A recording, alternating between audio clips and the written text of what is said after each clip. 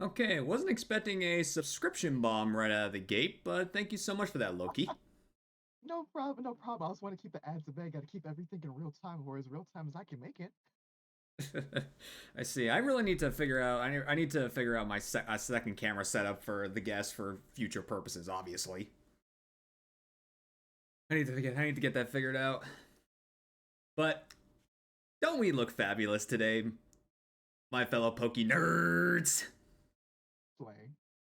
Loki's a little quiet. Okay, let me increase his volume a little Okay. bit. Just speaking of a little more here, hope I get some hearing in. I don't want to show the fit too, but not cover the mic. Struggles. Absolute struggles. Love the hats. Like technically, there's Thank three you. hats. Wait, how many? You got three hats on? Yes, three hats actually, and they're all my There's cake. I made it there's myself. there's four hats between two nerds right now. Okay, this is another reason why I just love the podcast because I don't give the guests a dress code, but it's nice when they put effort into their appearance other than just a standard T-shirt. Yeah, I saw you like the representative of dark type, so I'm like, well, I'm kind of like the representative for fairy type. So like, why not? Which we'll talk about later on, but for now, I think we should just get things rolling. What do you say, Loki? I say, gambare. All right. Ladies and gentlemen, boys and girls, and all the fellow Poké nerds of the world, welcome to the Poké Nerds Incorporated podcast, a Pokemon exclusive podcast just for us Poké nerds to sit down, relax, and get to know other fellow Pokemon content creators in the Pokemon community. I am your host, the Top Goon Spence of the Poké Network. And ladies and gentlemen, we have here the second to last Yeller podcast of season 2, which is just a little bit of spoiler for the season finale. It is a Yeller podcast. But ladies and gentlemen, if you do not know who this man is, allow me to introduce you to him. He is a shiny hunter, a all-around extravagant human being. Uh, I'm losing the word here, graphics artist, and just an overall character that I really need to get to know more because we're like dark horses to each other. We almost don't know nothing about each other. But ladies and gentlemen, please welcome to the podcast, Lokemon 34. Hi. Thank you. I appreciate you for the opportunity. This is absolutely fun. I love doing things like these on a whim, especially. Yeah, I mean, well, technically this wasn't on a whim because I've had you as an invite to the show since season 1, but it wasn't until Go ahead. But this is my first ever podcast. I've only recently got into them, so I'm like super excited. Okay. So I'm just breaking the ice for you on appearing on podcasts. So thank you for again. So let's also thank Lokemon for taking the time out of his day to appear on the show. As we all know, we're all busy bees, so it's nice for people to sit down and talk with me for a while.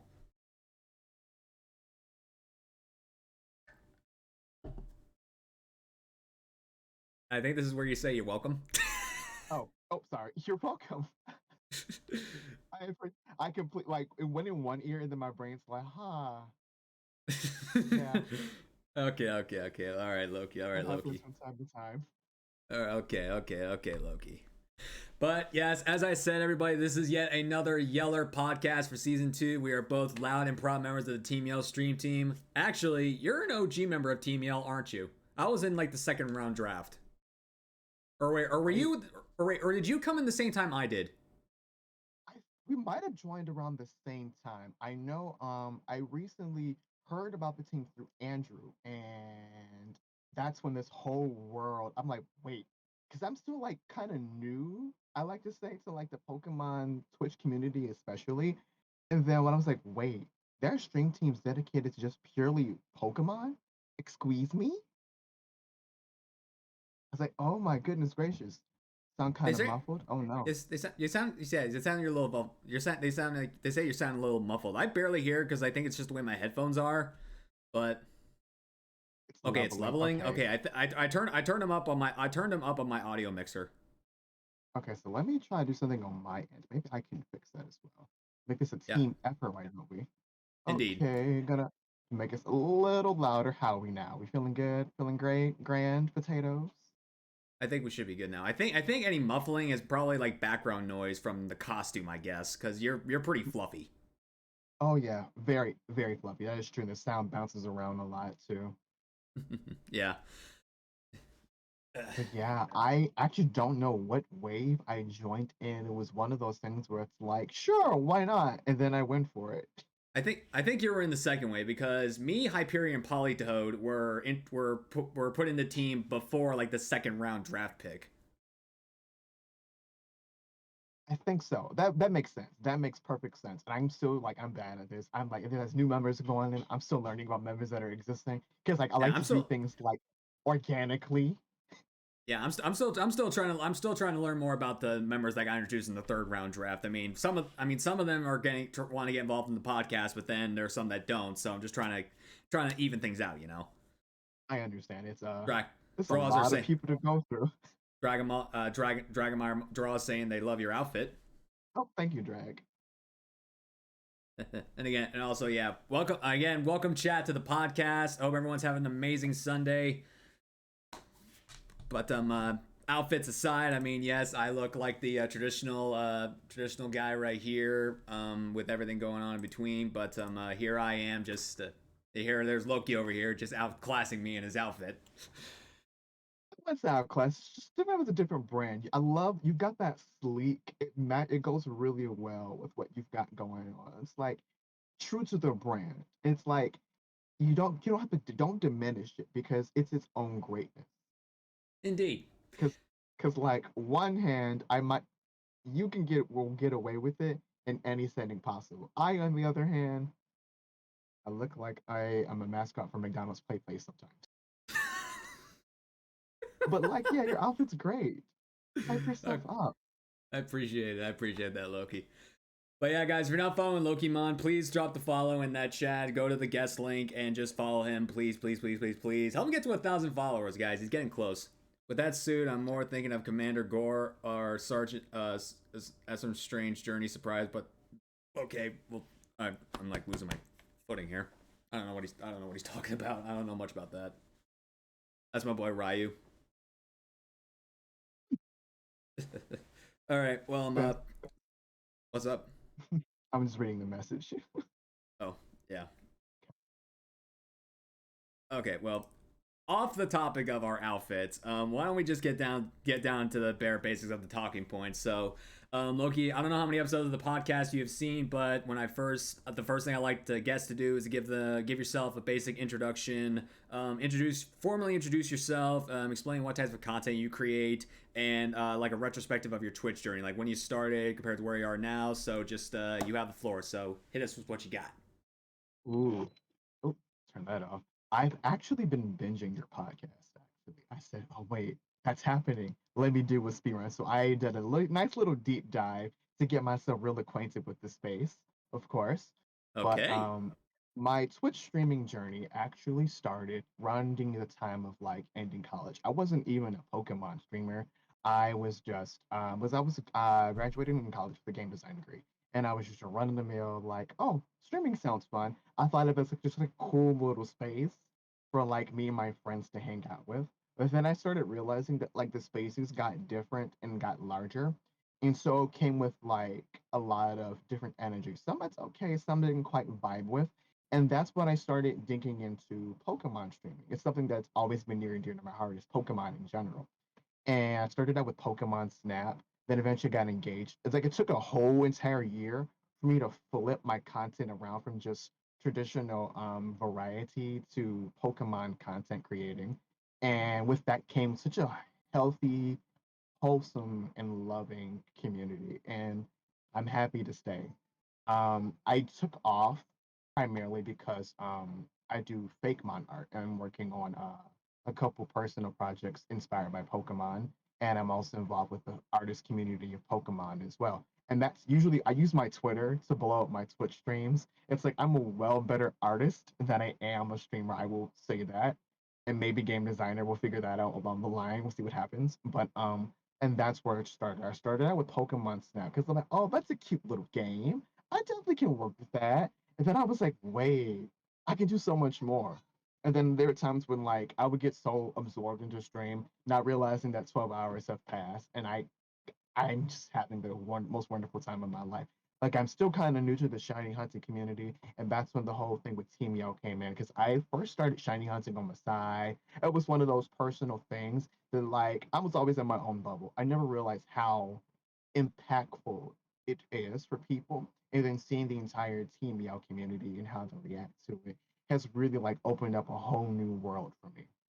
But yeah, that's really what happens. It went from art to variety to just pure Pokemon. Eat, live, breathe, sleep Pokemon. Maybe sprinkle a little magical girl here and there. But yeah, that's where I am today. This humble, colorful, whimsical person you know as Lokemon is here.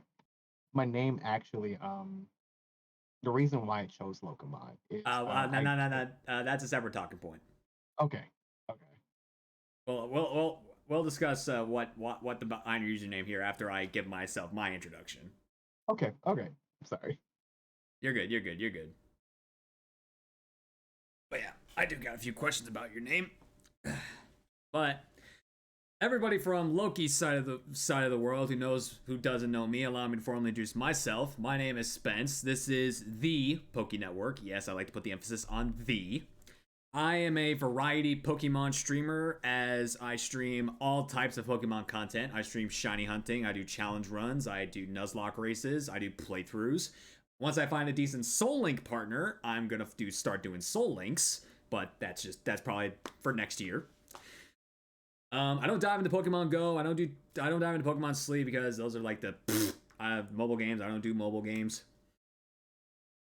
But my Twitch journey, well, kind of a retrospective of why I wanted to start being a content creator. So it was about 2019, and I was so into watching so many Pokemon YouTubers like MJTV, PM7, Shady Penguin, uh, uh, Galactic Elliot, just so many, also in Patters, just so many awesome cool cats in the Pokemon community. I really want to, be like them, but I don't have the knowledge or skills to be like them. So what I did was I actually attempted to reach out to MJTV through his business email because I had no idea if I was even allowed to do it or if he would even respond to me.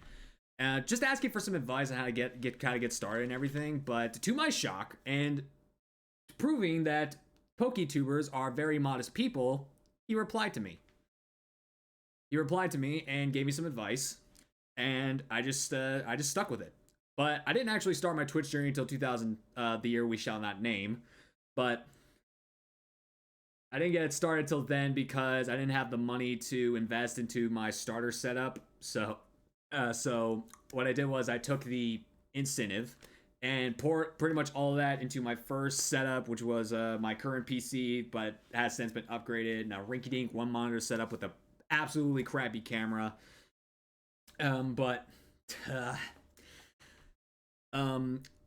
Yeah, for the first 6 months of my journey, I honestly didn't know what the hell I was doing because I didn't really get to know anybody in the Twitch community, because that, like, Twitch and YouTube, as we all know, are two completely different ballparks, because you can't really know a person on YouTube unless you are a YouTuber yourself.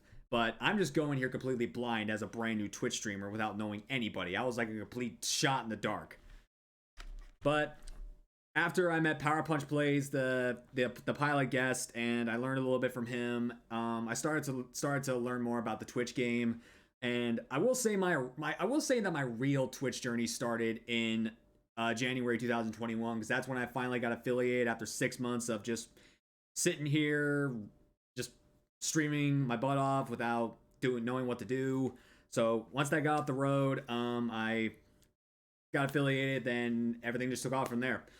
I mean, compared to where I am now, I mean, I'm just gracious that I am where I am right now, because I didn't think I was even going to get anywhere where I am right now. I mean, I'm still a relatively small streamer, but I'm glad that I am where I am, because I wouldn't change my road for anyone, or I wouldn't change my road for anything whatsoever, because I'm graciously thankful for everyone that I've met on my journey so far, whether it be my mod squad, my channel mates, the streamers who have been on the show, the streamers who haven't been on this show. I'm just really thankful for everyone that I've met in this amazing, wholesome, just absolutely loving community that I have grown to be a part of. That's some real love right there. I just feel it. It's radiating. It's brilliant. It's beautiful too. I mean, I can be I like look my I have the appearance of some like introverted dark guy most of the time, but I love Pokemon almost more than life. Actually, at this point, I think I love Pokemon more than life itself. So I Big mood. yeah, I love Pokemon so much, so it just makes me so happy that I can share my love of Pokemon with so many people.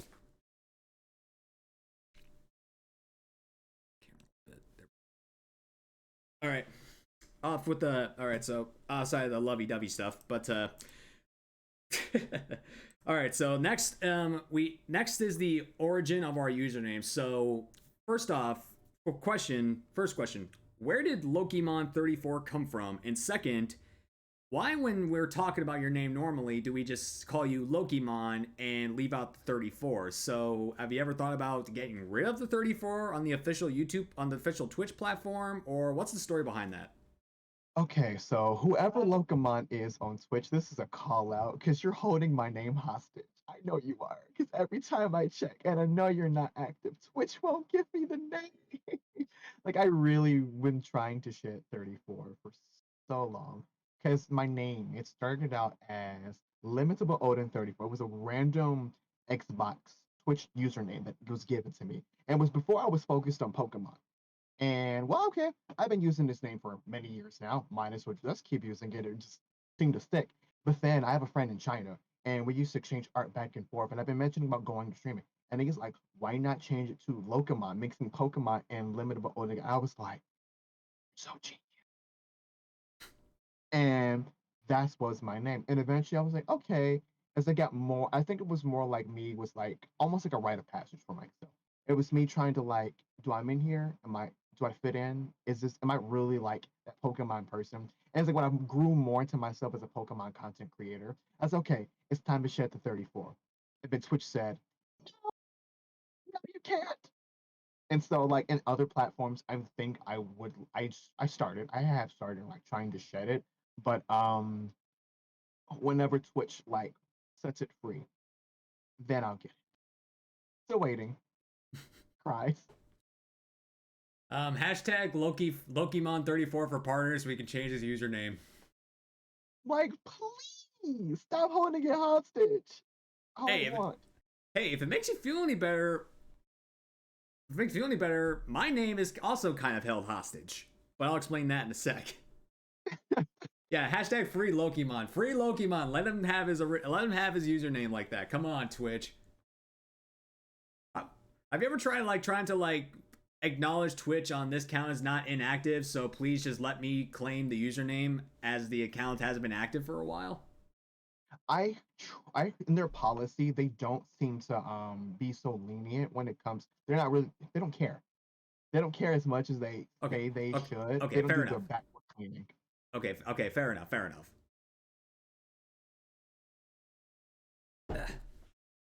All right. Well, in addition, you're one of the. I mean, I think so far every member. I think there's maybe one or two that didn't know this prior, but you know that the Poké Network is not my original username. Yes, I was there for the release when you announced the change. I remember. Yeah, I mean there were some people in the chat for that. Then your team's days. Draws. We're gonna actually be talking about those types of questions later on. So save your points. Reminder, everybody, you can ask us questions for paying Goon Claws. So if you got Goon Claws, you can make us either hydrate or ask us questions. So just keep that open mind, guys. Oh, and also in addition to that, even though Loki's is covered by his mic, every episode of the podcast we are wearing bow ties in honor of the True Turbo, our very good friend who passed away back in July. As you guys know, Turbo was the season 1 finale guest, and unfortunately, a few months after his showing, he passed away, and it was a major loss for the entire Pokemon community. So that's why the whole season's dedicated to him. We're wearing bow ties. So Turbo, we love you, brother. We miss you, and I hope that you are able to rest in peace. Love you, man. All right. So for those of you on Loki's end who don't know this, my original username is pokeNERDS. But as you guys know now, I'm the pokeNERDS. So here's where all that started. So when I first wanted to start, creating the channel, I had to make up a name. So I wanted Pokey to be my username no matter what, because I wanted people to acknowledge me as a Pokemon creator. Fair enough. But then I had to figure out something else. So when I was in college, I went for business administration, and that's what I got my degree in. And in business courses, there is a lot of group projects because, of course, you have to work with a lot of people in business. So there's a lot of group projects. So during those college days, I was able to network with a lot of people because there was just so many group projects in pretty much every class that I had. So that's where network came from, pokeNERDS. When I went to go put it in the old Twitch name, guess what? It was taken by, guess what? An inactive account. At the time, I didn't think of... What's up? Darn those inactive accounts. Yeah, darn those inactive accounts. So I didn't really think of the at the time because I felt it was just too generic. I mean, I felt like it would just be a little bit too generic for people to get a grips of me. I wanted to stand out, so I put the S in front of my name because S is my first initial because my real name is Spencer. I don't lie about that. It is my legal name. But here's where the chaos started because Twitch does not allow you to use underscores in your name, and Twitch doesn't allow you to use hyphens in your name, and I don't like using underscores. So the S and the P in my name were right next to each other, so you can imagine how many people have mispronounced my name over the years. You want to just take a few guesses as to what people thought my name was? Okay. So I know I am guilty. I remember this vividly. I was so guilty. I think I pronounced it like 3 different times. First was like Spoke Network, and then I remember saying S Poke Network. And then I was just like, I feel like I'm getting this so wrong. So many cringy times I've been called Spokey, Spoke, S-Poke, Spoken. I have been called every name mispronunciation in the book. And I'm like, where? Come on. Just look at me. Pokey is poke, not... oh my god, it was just so much... It was just so much trouble. So much trouble. But after about 2.5 years of that name, I was like, I've had enough. I'm done. So I dropped the S, I put the V, and it's just been a drastic change ever since. Drastic in the best way possible because people know me. They can easily pronounce my name. Anytime somebody says my name, they don't say poke or they don't say poke or anything. They just call me either pokeNERDS or Network. Some people know me and call me Spence. I mean, that's what I like. I don't like people to call me by what I like to establish as my name brand. I like people to just be on a first name basis with me if they're comfortable with that. So I like it when people just call me Spence. So that's why I like that. Understandable. I get that when someone's read my name and they mention the 34. Why? Yeah, yeah.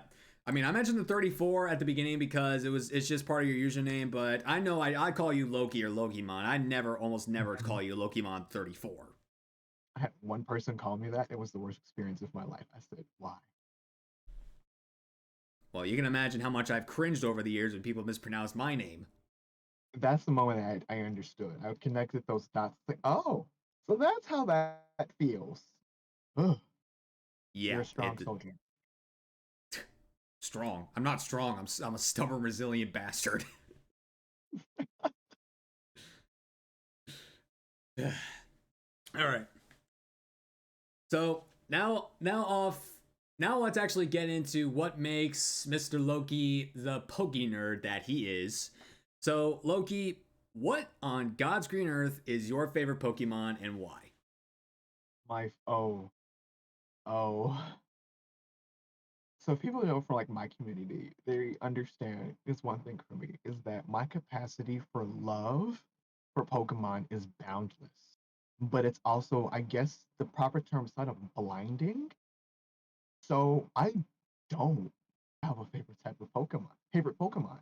There's like I can't find any. I mean, I can, but it's like there's nothing that really says, "Oh yeah, that's the one for me," because I like them all. And maybe I'm just still waiting. I think that's what it is. I'm still waiting for that one Pokemon to fall out of the sky. Granted, I hope this IP just doesn't implode on itself and it disappears forever. But I'm still waiting for that one Pokemon to just really just like, yeah, that's the one. I haven't found it yet. Hopefully, one day. Okay, so first off, this is gonna get interesting. Come to the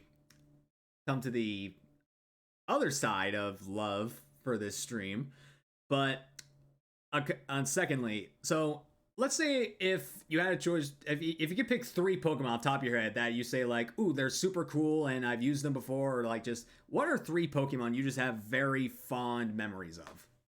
Okay, fond memories of that I can do.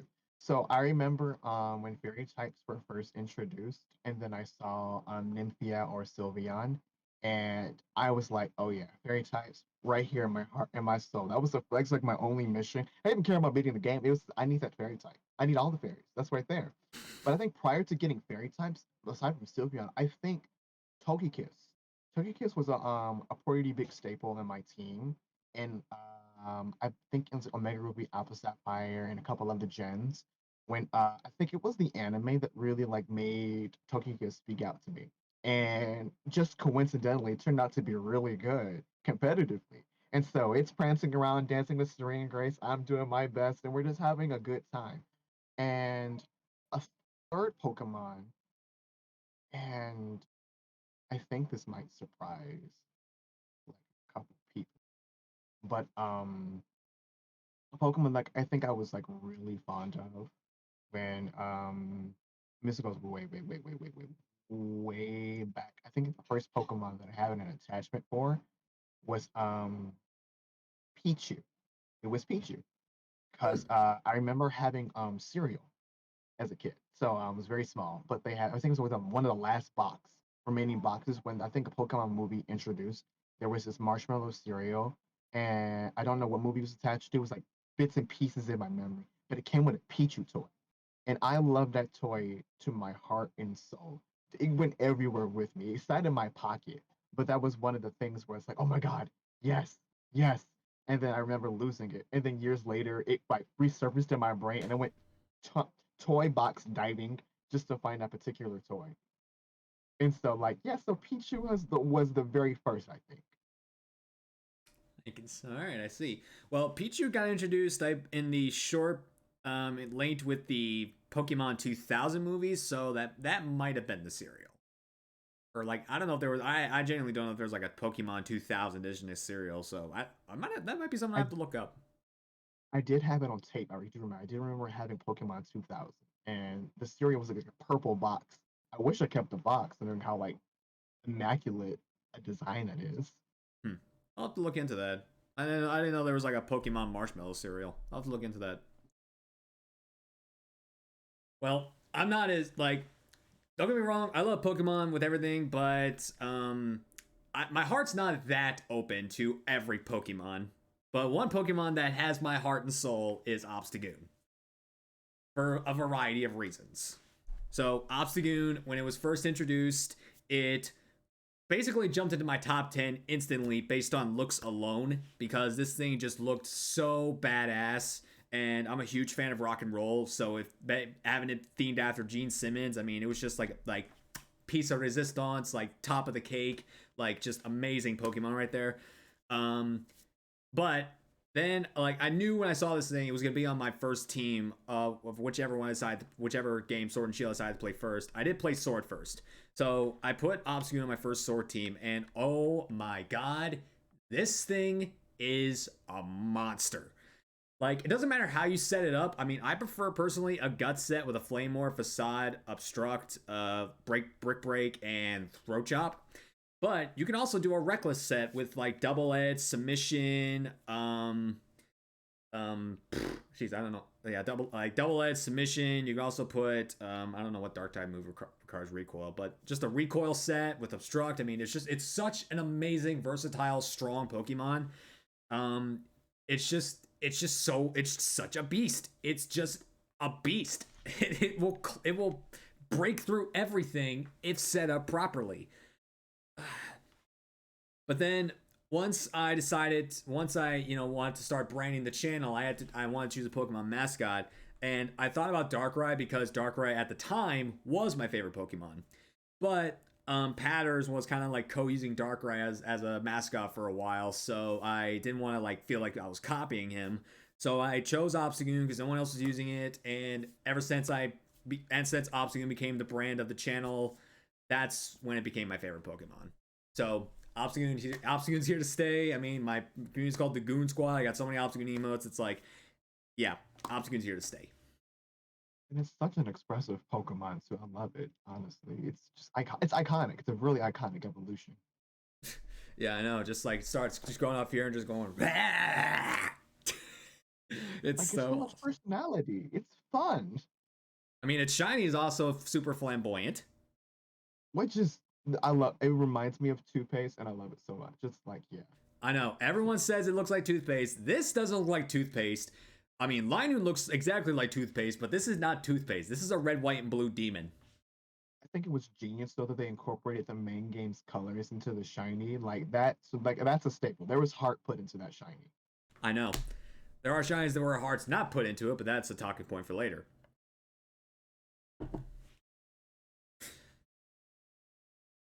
Okay. All right, so Loki, what about shiny Pokemon? Which shiny Pokemon do you like the most? Ooh, that's a good one. I think it's best that I use or say the Pokemon that was actually I think my first intentional one that I was actually going for was Alchemy. I love because like and it's the all black charcoal and then with the different accessories. I thought it was just charcoal fondant, but Mm-hmm. like the idea that this Pokemon has the potential to be any color that it wants to be, as long as you can do that, any color it wants. But then like the shiny is just dark, but then like inside, because you look at the sprite stays the same color as the Pokemon was. I like to think of it like that was like also you're wearing the black, but you're like a rainbow on the inside, and so that's what solidified it for me. Have you ever seen It's Shiny just like Meteor? I have. It's so pretty. That was my second one. They're so pretty. The black with the rainbow. It's just it's Yeah, like that's like hey. that's like that's what I was thinking. Like I was thinking like I thinking that sounds exactly like Minior. I didn't. I knew shiny creamy's shiny was a blackish color, but I didn't know like its swirly insides were like a rainbow color. I didn't pay attention to that. So it's something you don't is you can consider because in Sword and Shield in particular, it's like you don't see the shinies in the sprite work. You see the actual Pokemon or type it is. And so when I got a rainbow shiny alchemy, but it's black, it's like the juxtaposition. It's something poetic about it. Oh, fair enough. I mean, after all, I actually didn't know that, so I learned something new today. I'll have to look. I have to look at that sprite layer and like see that for myself.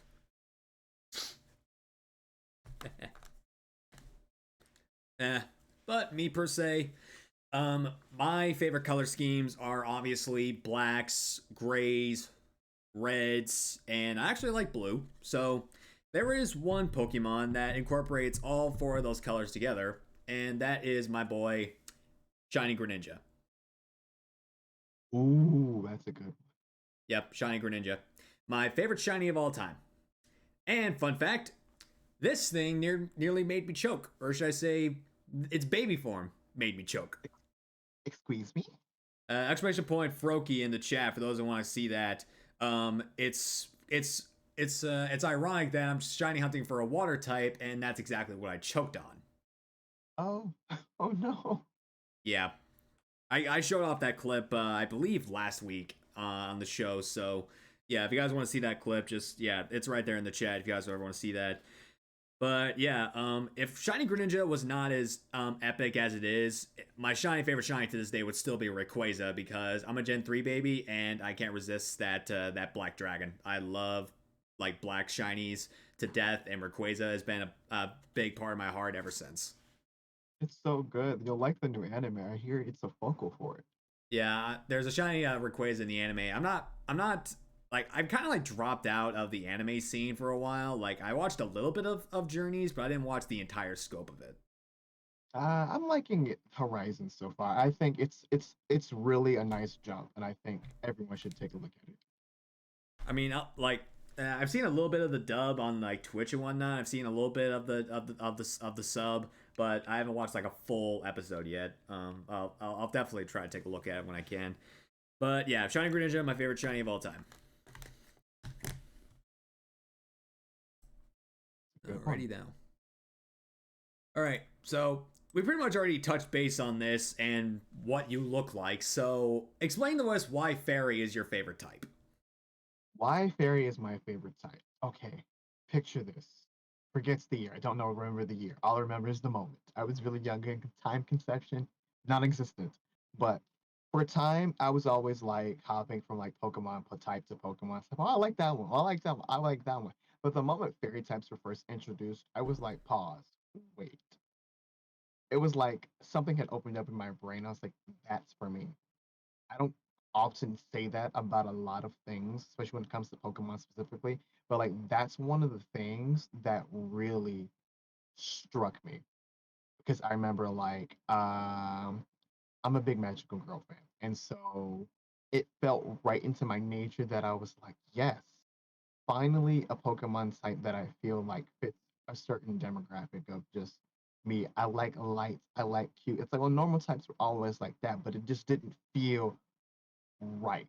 But like with the fairy type John, I love everything about it. The glitz, the glam. It just I felt at home. Like I don't know how to describe it, but it felt right. That you're actually the first person besides me that has ever said they felt at home with their favorite type. You were the first guest to say that exact sentence. Wow. So yeah, after nearly 2 seasons, I finally have a guest that says they feel at home with their favorite type. I most definitely. That's amazing. But yeah, I mean, I make no hidden fact that my favorite type is the dark type. Because I will be frank, I've had some pretty traumatic stuff happen to me in the past, so there's been a good level of darkness in my life.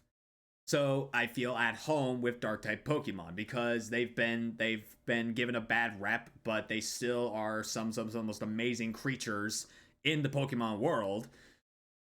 They are such amazing looking Pokemon. They're so strong. Some of them are man, just some of them are so freaking amazing. Like my top 10, my top 5 favorites are all dark types. Obstagoon, Greninja, Darkrai, Hydreigon, Umbreon, all of them are my favorites. Like I got like a whole box of dark type TCG stuff in my personal collection. That's what I've been collecting over the years. It's just like oh my god. I mean, I love the color black. I love grays. I just love yeah, I love Hisuian Samurai. I love Hisuian Samurai. Like there's a few dark types that I cannot stand that I will get into that I will talk about later. But overall, the dark type has just been it's just been a part of me ever since I was a kid because, like I said, my favorite Pokemon for a long time was Darkrai, and of course it's a dark type, so it just felt right, you know. I felt at home. It's a wonderful feeling, isn't it?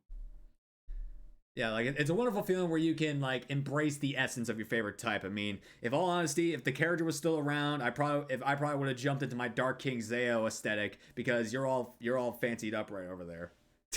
Yeah, I was like, I This seems gotta represent. yeah, I know. Yeah, I know. I mean, maybe one day I'll bring back that character, but for the time, I just need to focus more on what makes me the top goon. All right.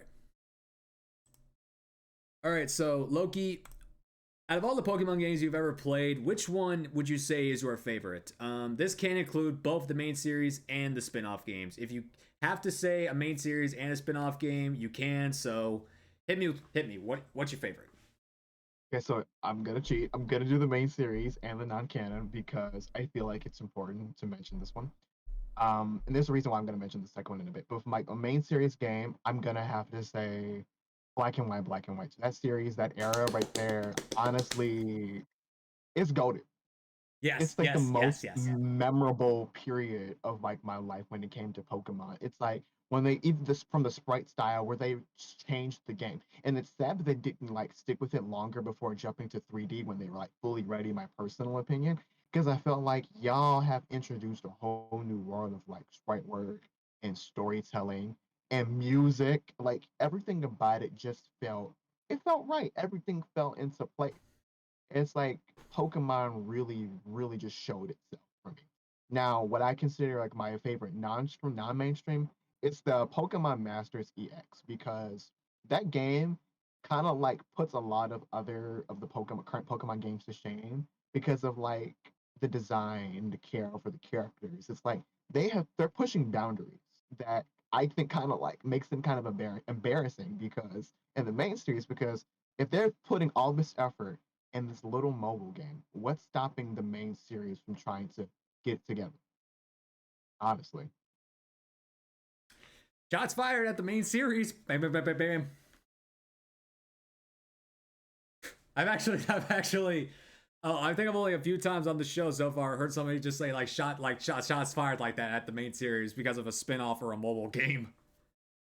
yeah, it's like they're putting so much effort. Like all the characters have special outfits, and it's some things that like I hear Pokemon fans they want variety, they want flavor, they want more. I'm like, why are we giving them less?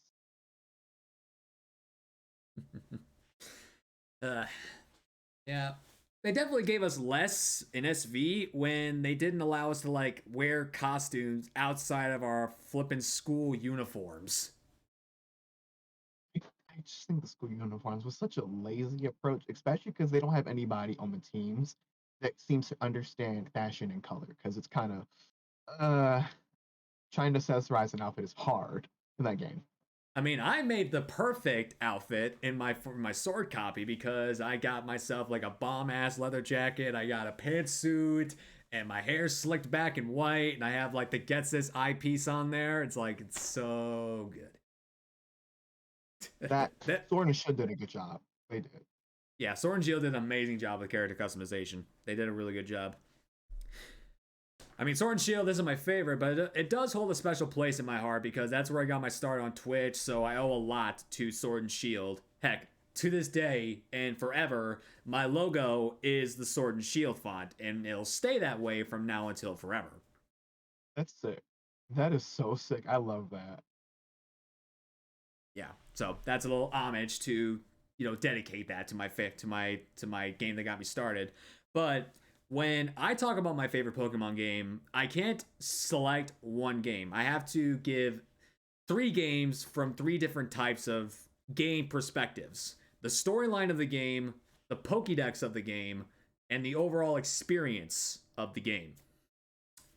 We're in that. Okay. I keep forgetting to turn off ad breaks for podcasts, so I'm just gonna sit and mumble for a little bit while that ad's going through. Also, Sword and Shield is the best Pokemon, Duraludon.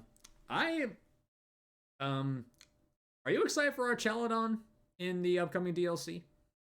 I am, because I think we need more object bonds. I feel like it's a concept that we were too easy to just all object bonds, and there are people who just hated it. But I'm like, come on now. What else are we gonna do?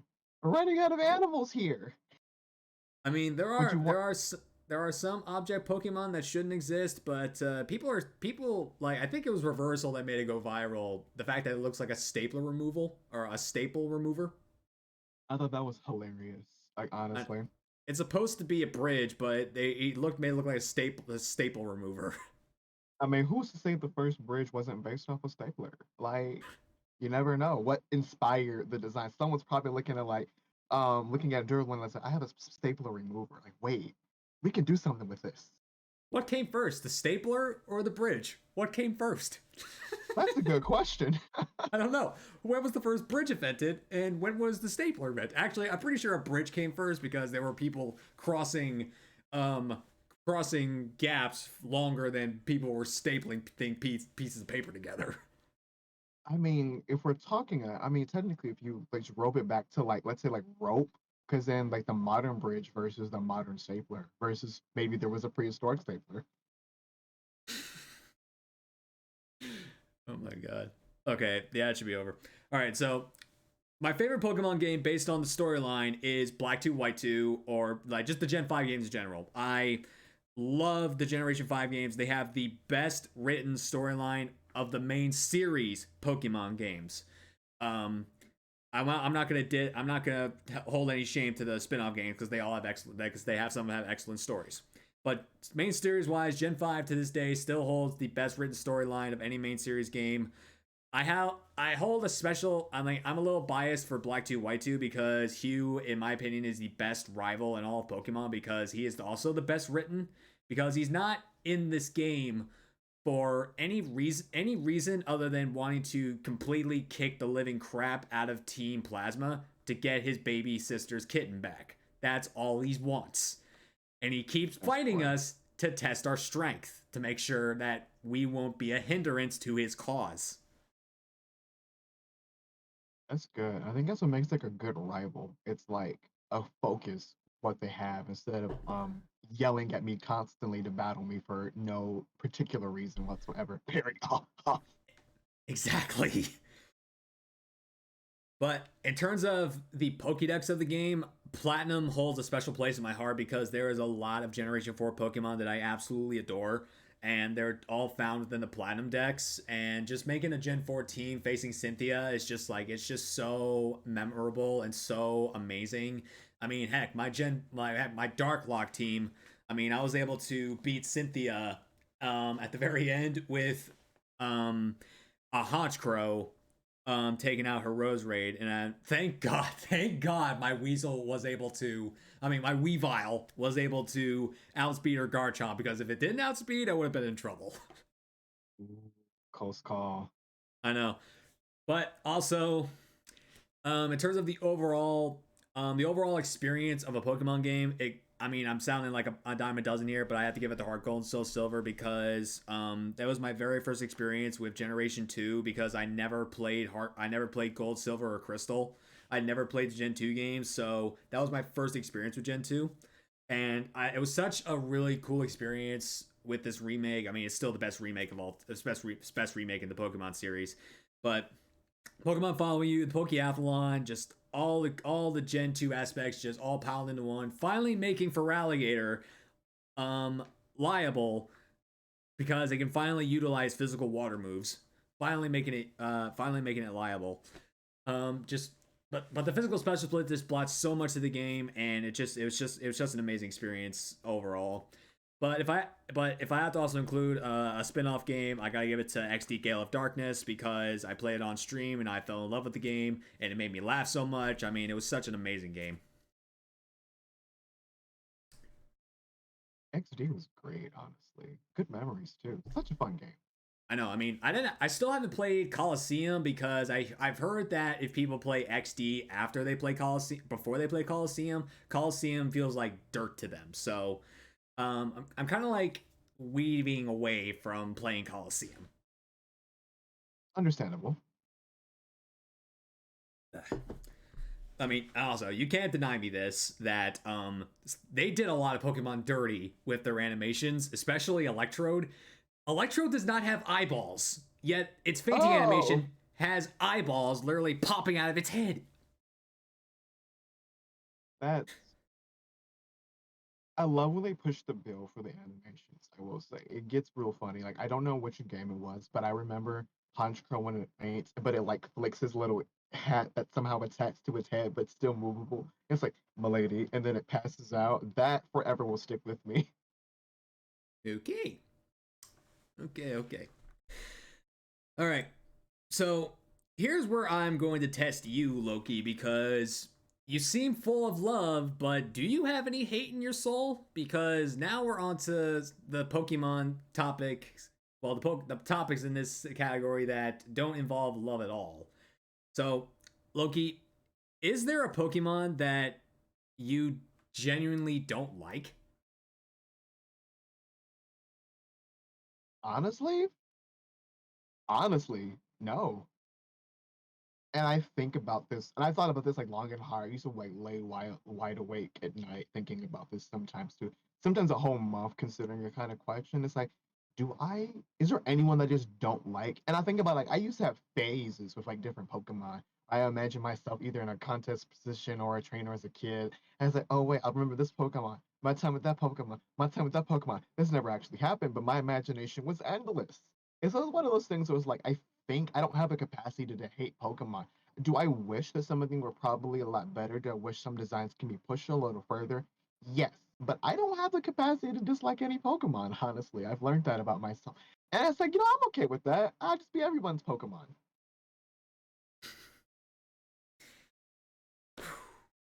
This may be the first time in PokeNERDS Inc. history where I can't get a solid answer out of the guest about this question. Yeah, it's hard. It's one of the my viewers have tried. They will redeem the pick your favorite Pokemon, and we'll spend like the next 30 to 45 minutes trying to decide. And it's like, it's hard. It's hard for me. Like Okay, draw 24 Uno cards or pick your least favorite Pokemon. On the cards. okay, so I think for the sake of argument, I'll have to accept that answer because I don't think I don't think I have the mental capacity to like get the name of a Pokemon you don't like out of you. Or maybe Dom wants to. Do you want to get it out of Loki? Do you want to ask Loki what his least favorite Pokemon is, buddy? Or maybe you're too cute to ask.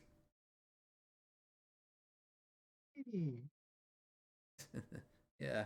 Oof, man, you smell like cat food. uh, all right. So, all right. So we'll wean off of that for a sec. We'll get on to me. So if you've been binging my show, you should know by now what my least favorite is.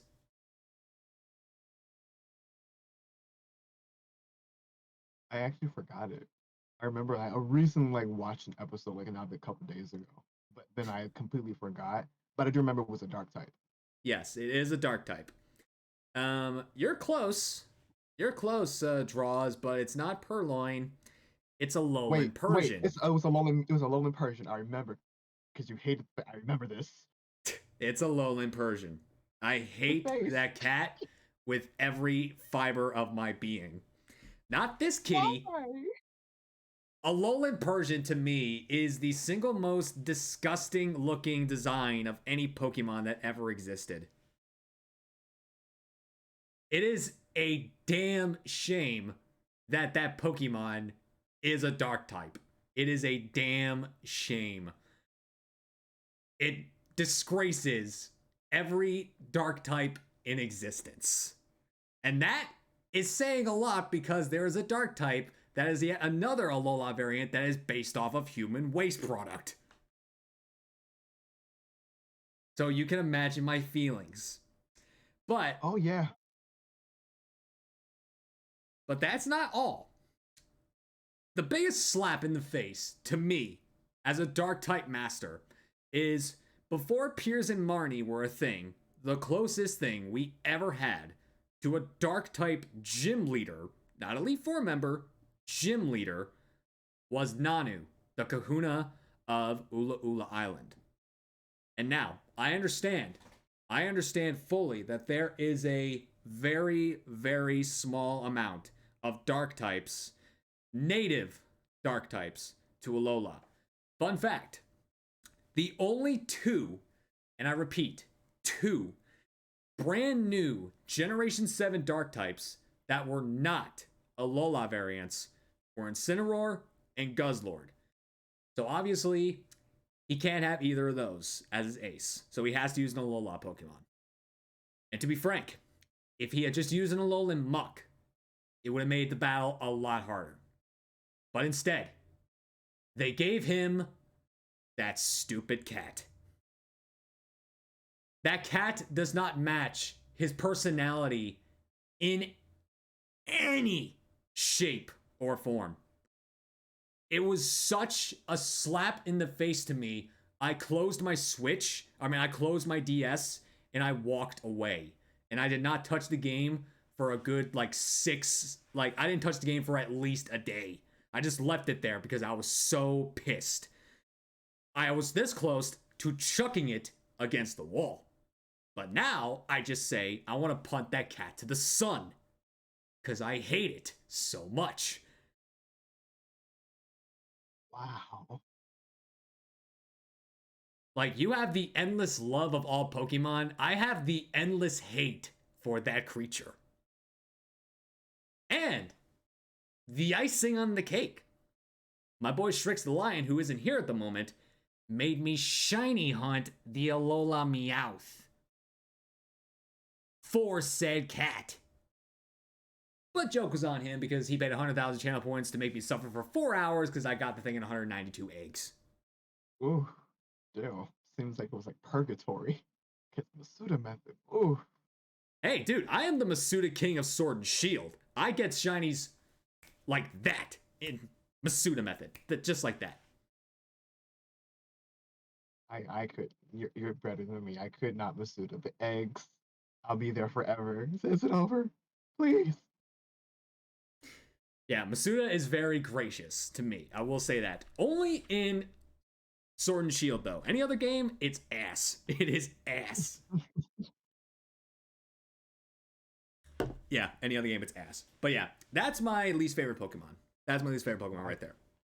My goodness gracious. I have never imagined that someone could have that much fury towards a Pokemon. I didn't think it was possible. You should have seen Britt when she was talking about Ice Cube. What's wrong with Ice Cube? Ice Cube, what's wrong with it? I don't know. She hates it so much. Don't ask me. Ask Snap. It's Britt. Or was it Sneasel that she hated? It was. I know it was a pink Pokemon. Well, a pink shiny. Someone says they hate it, but why? I'm not sure. There's Dragon Tamer Tom's least favorite Pokemon right there. That frickin' Esper. That's a cat. I'll let him say why he hates that in the chat. But anyway, Loki, as you are a shiny hunter, is there a shiny that is not settling to you? You don't like at all? Shiny that's not settling to me. I think which one was I'm trying to think about this one. Was it a bit of a disappointment? And I'm trying to think because I think about a handful of them that kind of like could have tried a little harder for this one. I know a lot of Pokemon like in the early beginnings were like randomly generated. So like that very starking green and purple AI must have really must have been a Joker fan probably. But I think one that I think I might pick a new one that like kind of probably done a little better for it. I think it's kind of mid. Other people might like. Recently is the shiny Tinkaton because I'm like it just got a bronze hammer, and I feel like that's it. We could have gotten more, like a little bit more than just that color palette change. I think it's a genius design. Also, Golden Go, disgusting. How are you gonna have next to no change? That I feel cheated. I feel cheated for that, especially for Pokemon 1000 to have a very mid shiny is so cheating. They could have made it the Silver Surfer because they make it look like it's on a surfboard. They could have given us the Silver Surfer. Of all the metals in the world, we could have chosen. Like there's limitless potential for here, and rose gold even. But no, you just are just gonna change the lines, and that's so lazy. Don't really just say, "Oh, if I just color in every other line here, it'll be fine. Don't worry about it." Excuse me. Well, hey, if it makes you feel any better, my least favorite is a Gen 9 as well because I feel cheated because Armarouge and Ceruledge are some of the coolest new Pokemon introduced, yet they give us such ass shinies. They only changed the eye Oh, color. I remember seeing someone edit the art on like Twitter and wishing like we really missed out on such a good potential color swap. Yes, Especially when you exactly. have like Look, harder opposing Pokemon. Like, come on. yeah, I mean, look, this is just like, this is the only change. This here's the only change. This is it. This Contact lenses. this is shiny me. This is shiny me. This is shiny me.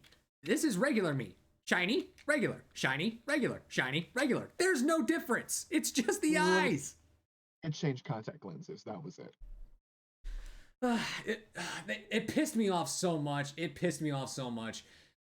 Like even it's so stupid. I always say every podcast that all they had to do was change armor. They had to change Charcadet to a charcoal gray color to make it look like burnt out charcoal. And then when it evolves into Armor's Rule Edge, just swap the color schemes. That would have given them such amazing shinies.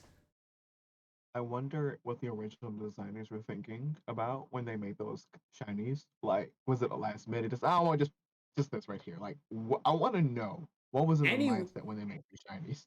I'm sorry to say this, and I mean no fault. I mean no malice for saying. I mean no malice by saying this, but anyone who had anything to do at Game Freak with the shiny designs of those three Pokemon deserves to be fired.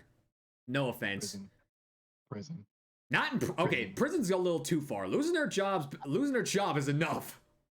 Pokemon prison. But it just kills me because it's like it's the bare minimum when it's just very lacking. It's like we love the lack of energy, girl. You go. Give us nothing. Because that's what associated with us are. It's just nothing. What about shiny Pepper Crocs? They're not that bad. I mean, yes, the Gen 9 starters draws are very lackluster, but I wouldn't say they're the worst. Oh no, there's like a thousands of that works. Like the ones you can barely see. Don't even know that exist. Imagine trying to spot them in the wild. Oh, Yeah, you're not gonna catch me dead trying to find a shiny Charcadet in SV. I will like even if somebody in the chat pays for it, I'm gonna say take your points back. That's the one Pokemon I will not hunt. I hate it so much. I tried, but then I realized I look silly trying to look for the eyes for these little soldier guys running amongst this field. We're gonna go somewhere else. Yeah, yeah, that's my thought process. That's exactly my thought process. Because when it evolves, there's relatively no change. And I think that's what upsets me the most. Yeah, exactly, exactly. All right. So, what about typings? Is there a Pokemon type that has wronged you in the past to the point where you don't like it? Okay, wronged me, and I wasn't at this point where I don't like it, but I feel like we need some love for it. It's my bug type people. My bug type people have been struggling in every single game in existence. And it kills me because it's like I think of bug type, and most people might consider either normal or electric type is I consider bug types to be like our fourth starter. Why? Because they have an ability swarm, which is essentially like torrent, blaze, and the other grass overgrow, which is like when you're under stress, the Pokemon is weak. It gets that particular type gets moved, but Uh huh. like bug types are always taking a hit. It's like they don't have enough advantages, and it makes it hard to embrace a type that doesn't get much love. Like I love like one of my favorite other shinies is Beautifly. Freaking loved. I cried when I first got it, but trying to use it in the battle, nah, no. I would like to, I really would, but it's just I really wish we had more stuff. And it seems like every chance that we're gonna get something, like with Flygon, when Vibrava evolves into Flygon. Oh, it's gonna be a bug trap, but guess what? You're getting ground now. What? Yes, I mean, And uh, like like the bug type add like the dragon type added on to the bug type added on to flying instead of ground would have given a lot more weaknesses, but it made sense. So there's a lot of argument for saying, oh, Flygon's so good with the ground type, but at the same time, yeah, it looks like a bug.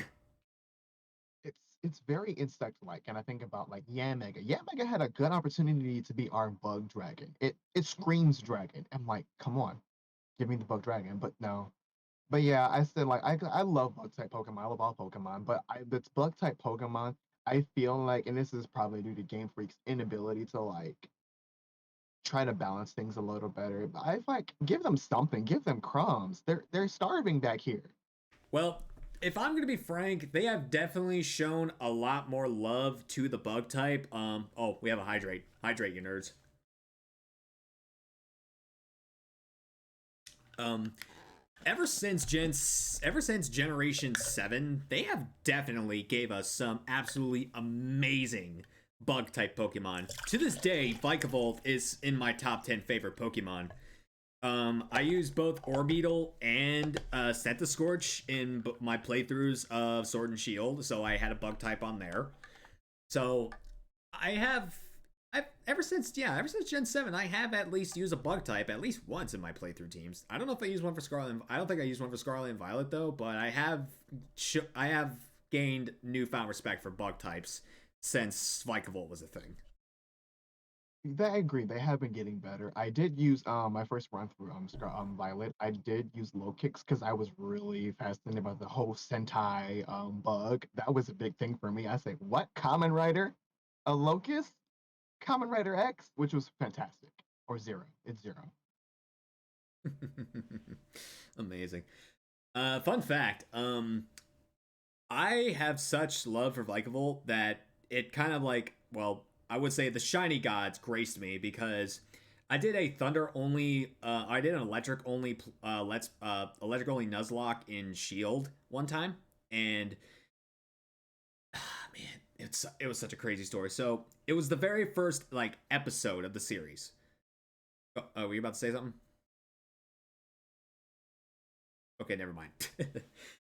Okay, so here's what happened. It was the first episode of the series, and I already caught my Grubbin for Vikavolt, obviously.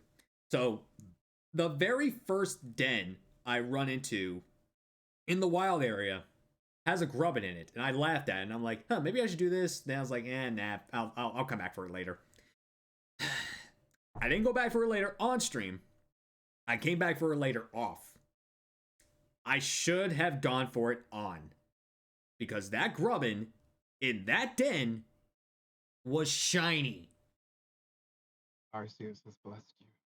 Yes. So in the playthrough, or say in the Nuzlocke, where I am allowed to use electric type Pokemon, I found a shiny of a Pokemon that evolves into an electric type.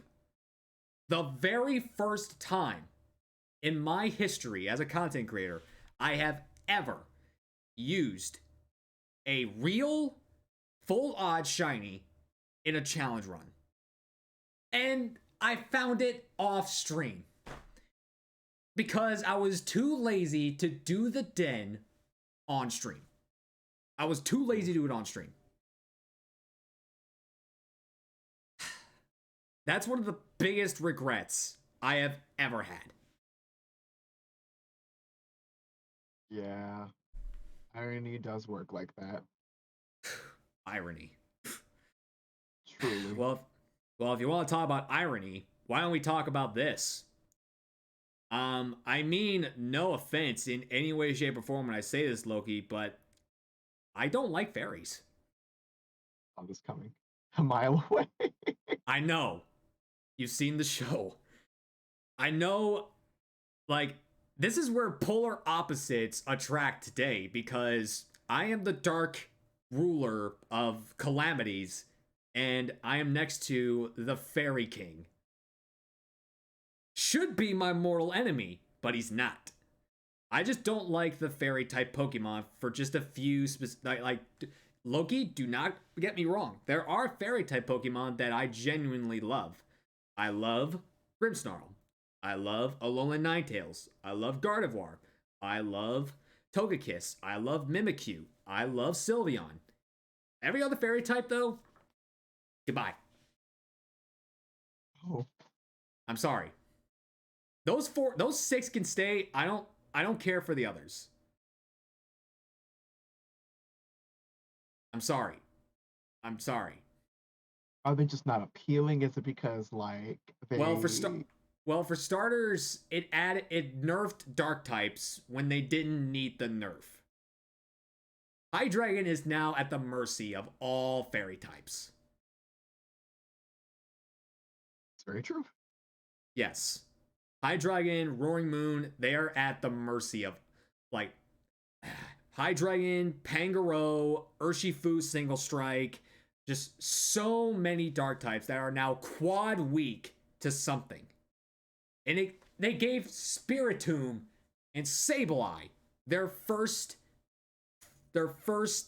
super effective weakness. When at the end of the day, the only good one between the two was Spiritomb. Although, to be frank, I have gained more respect for Sableye, thanks to my Dark Lock of Scarlet, but I digress. Just adding that nerf to the Dark type was just not appealing to me. But then there are Fairy type Pokemon that don't need the Fairy typing. I've always said this since day one. The Granbull line makes no sense as Fairy types. But Miss Tiny Tina, who was on the 3rd episode this season, she blatantly flat out told me that the classification for said Pokemon is the Fairy Pokemon. And I looked it up. Yeah. It's legit. Yeah. Yeah. Also, I think Snubble's very clown-like. It's supposed to be silly. So I think that they intended to give it to Snubble, but they couldn't quite leave Gramble out of the mix. It's like they had their particular Pokemon that's, oh yeah, that could be a fairy, but didn't think about the evolution. Because you know that like with the introducing fairy types for the Pokemon, it's like coming in late with Starbucks. Like, hey, I'm late to the party. The balancing is all off, but I'm here regardless. And I do understand where like the introduction to fairy types can seem like it feels like a personal attack on a whole type of area that didn't need it. But I do think it's because the translation of like dark types in Japanese and like what Japanese could consider dark was considered evil to them, it doesn't translate well to America. And so like it feels like they were halfway trying to make it like thematic, but the other times they didn't quite know what they were doing with it. Because in like the argument about fairies versus dragons, it's like, well, why is that? And it's like, well, you're trying to put logic when Game Freak stopped putting logic into the system after a while. They just said, I don't know, just cause. But yeah, just for those few basic reasons, just like that's why fairies are like my least favorite. Like I said, I don't hate it completely. I just don't like most of the aspects to it. I will graciously appreciate it when fairy type Pokemon are queued with dark types, so I can help take down fighting types, and dragons. But otherwise, I don't really use them. I did use a Tinkaton in my first playthrough of Scarlet though. But Tinkaton isn't really in my like favorite tier list because I love Corviknight. It's my favorite regional bird, and you all know the story behind Tinkaton and Corviknight. Yeah. I wasn't on the Tinkaton hunt hype at the beginning of it. I thought it was really cool, but then like the performance level for it was a bit underwhelming. It's a really fun concept, but it just didn't quite live up to the hype like I needed it to. Nah, not really for me either. All right. So, Loki, is there a Pokemon game that you would prefer to either never existed or you don't want to play again? Okay, now this is gonna hurt you, and I'm so sorry. But I am not a fan of Heart Gold and Soul Silver. I'm not a fan of like Johto in general. Cause and this is because like I started with like the newer ish games to a point and tried like going back and playing some of the older ones. I think it's because I'm spoiled. I've been spoiled by like all the hip and latest Pokemon games. But then trying to go back to like Soul Heart Gold or Soul Silver, it's not I blame this because I was a child at the time, but it just couldn't stick with me. It could not. I couldn't quite fathom with the game, like the story was like trying to hold my attention and everything feeling kind of like isolated. Like the mechanic of eggs was kind of boring to me. I did have like a Pokewalker and like one of the few friends that actually played the game as well. I had them with. I still have my Pokewalker. It's kind of like a little accessory now, but I wish I had it was mine. just is one of those things where it's like, I remember I got so upset at a game. I had a DS and a DS Lite, or I borrowed my siblings, and I got so irritated with Whitney. I said, "All right, you know what? I've had enough of you." I sent my Totodile to a different game so that I could grind in, like, I think it was Diamond and Pearl, so I can grind in Diamond and Pearl, and I sent him back over. I said, "Okay, now it's a Feraligatr. Get crushed." And then I completely swept the game with Feraligatr because I was so angry. But like all of the other things that I think about Heart Gold Soul Silver, I think my favorite thing was Silver's story and his overall as a rival and the characters, the depth of his character. That was fun to me. Everything else, yeah, it's all right. It's an experience. Will I go back? No. Well, I will be honest with you, that doesn't hurt me. Like, there are a few Pokemon games I will say if you say you don't like them, then it hurts me. But I said that Heart Gold Soul Silver are my favorite Pokemon based on overall experience of the game. It's not my overall favorite game. That's why I divide the three subcategories. So that doesn't hurt me as much as you think. Okay, that's good. Because I was when you mentioned that, I was like, oh well, Like they're I not gonna saw like. I saw a twinkle in your eye when I said that, so I had a feeling you were wanting to say something, but I don't know what until this came up. Yeah, we just I think this is the only game. I usually buy both games whenever a game comes out. I always look at the dual pack. I return Soul Silver. I said I played Hard Gold. I'm not playing Soul Okay, Silver. No, okay, thank okay, you. okay, okay, okay. Okay, that hurts me because Lugia is my favorite between the two. That hurts me a little bit. Ugh. Do I regret it? Yeah, thinking back at it, I was like, why would you do that? But at the same time, I was like, you weren't gonna play it anyway. I think you're right. I wasn't gonna play it. Ugh. Well, I don't hate this game because of what it introduced. There are various reasons I hate this game. I don't know if this offends you or not, again, but I hate X and Y. Okay, what's your reason? I won't say it offends me. Let me hear those reasons. Okay, so obviously it introduced the fairy typing, so that's step one. Not the biggest step, but here's the few main reasons. So X and Y, even though it was the first like 3D Pokemon game, so yes, they were trying to focus more on the 3D animations of the game and make it so it's like, this is the first 3D game. We're going to put so many Pokemon in here. We're going to make these landmarks, whatever there is, make these cutscenes amazing. But overall, the game is just so lackluster. It's so easy. And this was the start of making evil teams so meaningless. I hated Team Player. Team Oh, Flare is like this was the stepping stone for the degrading state of evil teams. To the point now that evil teams don't really exist. The most recent evil team is just high schoolers wanting to rebel against bullying. That's all it is. I wouldn't even classify them as evil because like I they know, they're have not evil. They're just misunderstood kids. they're just children. I know, they're just misunderstood kids. They're not an evil team. It doesn't make any sense.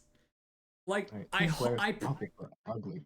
I know, and I pray in Generation 10 that they finally give us a genuine evil team. I feel like Black to White, like Black and White, Black to White 2 were the last games that gave us a genuinely evil team. I think Gen 7, the Aether Foundation, They did a weren't pretty good necessarily job. I mean, they weren't necessarily evil. They were just like, okay, so I will say this. In Sun and Moon, they were relatively evil. In Ultra Sun, Ultra Moon, not really. Like they like rewrote Lusamine Yeah, I in wasn't a fan of the rewrite. yeah, like they kind of like rewrote Lusamine in the Ultra games, where she's not really much an anti-hero or a villain, as more so she's just like a super overprotective mother just trying to protect her child over just a straight out, you know, um, deadbeat parent. Yeah, they. Nintendo doesn't seem to like let evil people just be evil. It's like this seeking for redemption thing that they've been trying to go for lately. I don't know if this is just trying to resonate with people who maybe want to atone for something. But it's like sometimes it's a good villain is just evil for the sake of being evil. But we can get out of the whole reason. Sometimes people are just bad. No. It's a realistic approach. But yeah. So yeah, the games were just way too easy. They didn't give like gym leaders that much spotlight. This was the first um they didn't give the Elite Four more people. I mean, yes, Tom. I do love Greninja. I do love Greninja. There are Gen 6 Pokemon that I love. I just don't like the games. But there's more reasons. So they didn't give any of the Elite Four members besides Diantha a Mega Evolution. They didn't give any of those guys. They didn't give any gym leaders Mega Evolutions outside of Karina with her Mega Lucario trial. But then, as I said, then there's Diantha. I will go down fighting so many people saying this. She is the worst champion of all time. It's not Gita, it's Diantha. Wait, why Gita over Diantha though? Okay, people say Gita is the worst champion because her team is ass, and I agree. Her team is ass. It should have been remade a lot more differently. Like her King Gambit should have been her ace, while the Glamora was the first one out, so that way the Toxic Spikes could have come out. Not like at the very end of the battle where you KO the thing and the Toxic Spike spread.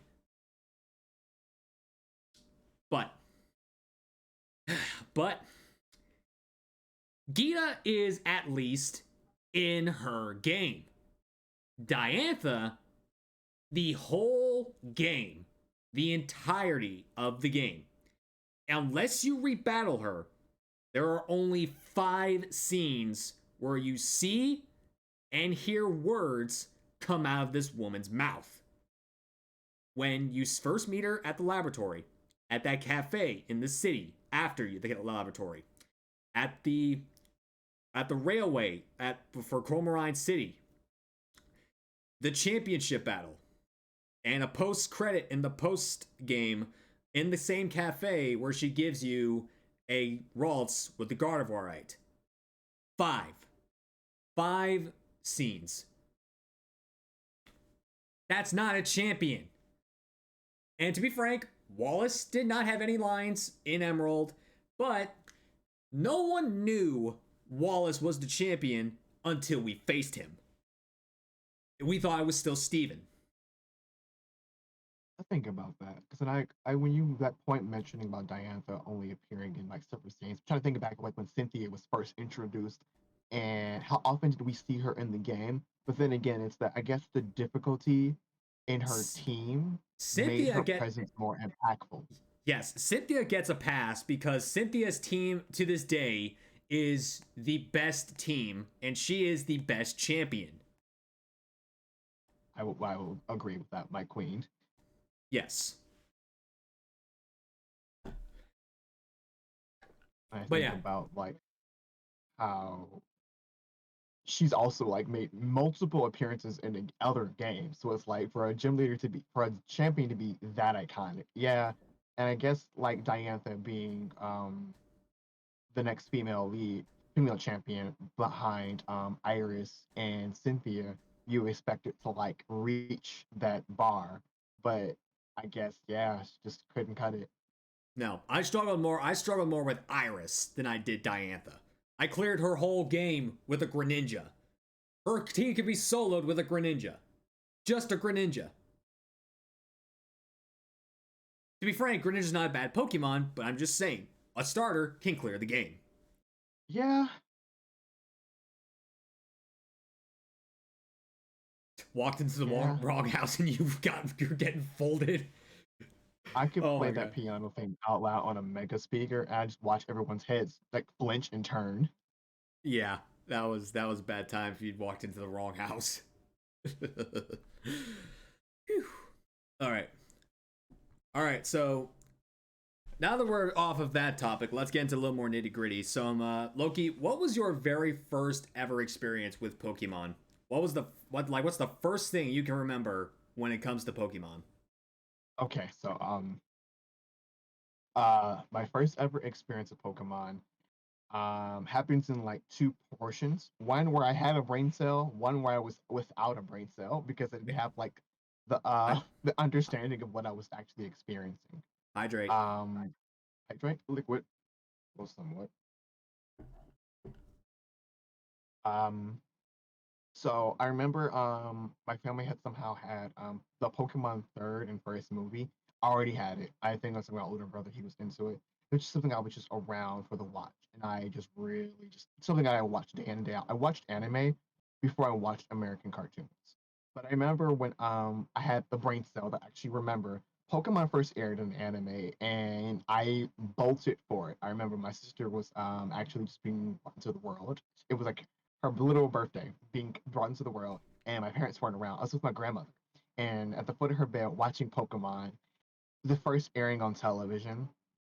And I think that was the moment that did it for me. And it was just like fast tracked into everything. Started owning games, toys, cereal. So there wasn't a moment when I wasn't involved in Pokemon. And I was like at the shy age of what, maybe 3 or 4. Amazing. So yeah, it was a very powerful moment for me. I guess I'm similar, but mine came a little bit later because I didn't see a Pokemon when it first aired on TV. My very first time I watched the anime was a VHS tape that contained. This is my first experience with Pokemon. It contained the 3 episodes: Pokemon Shipwrecked, The Isle of the Giant Pokemon, and Tentacool and Tentacruel.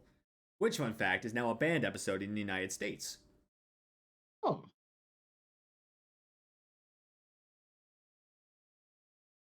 because of that one scene where Tentacruel is like destroying 2 different towers. I did really remember that scene.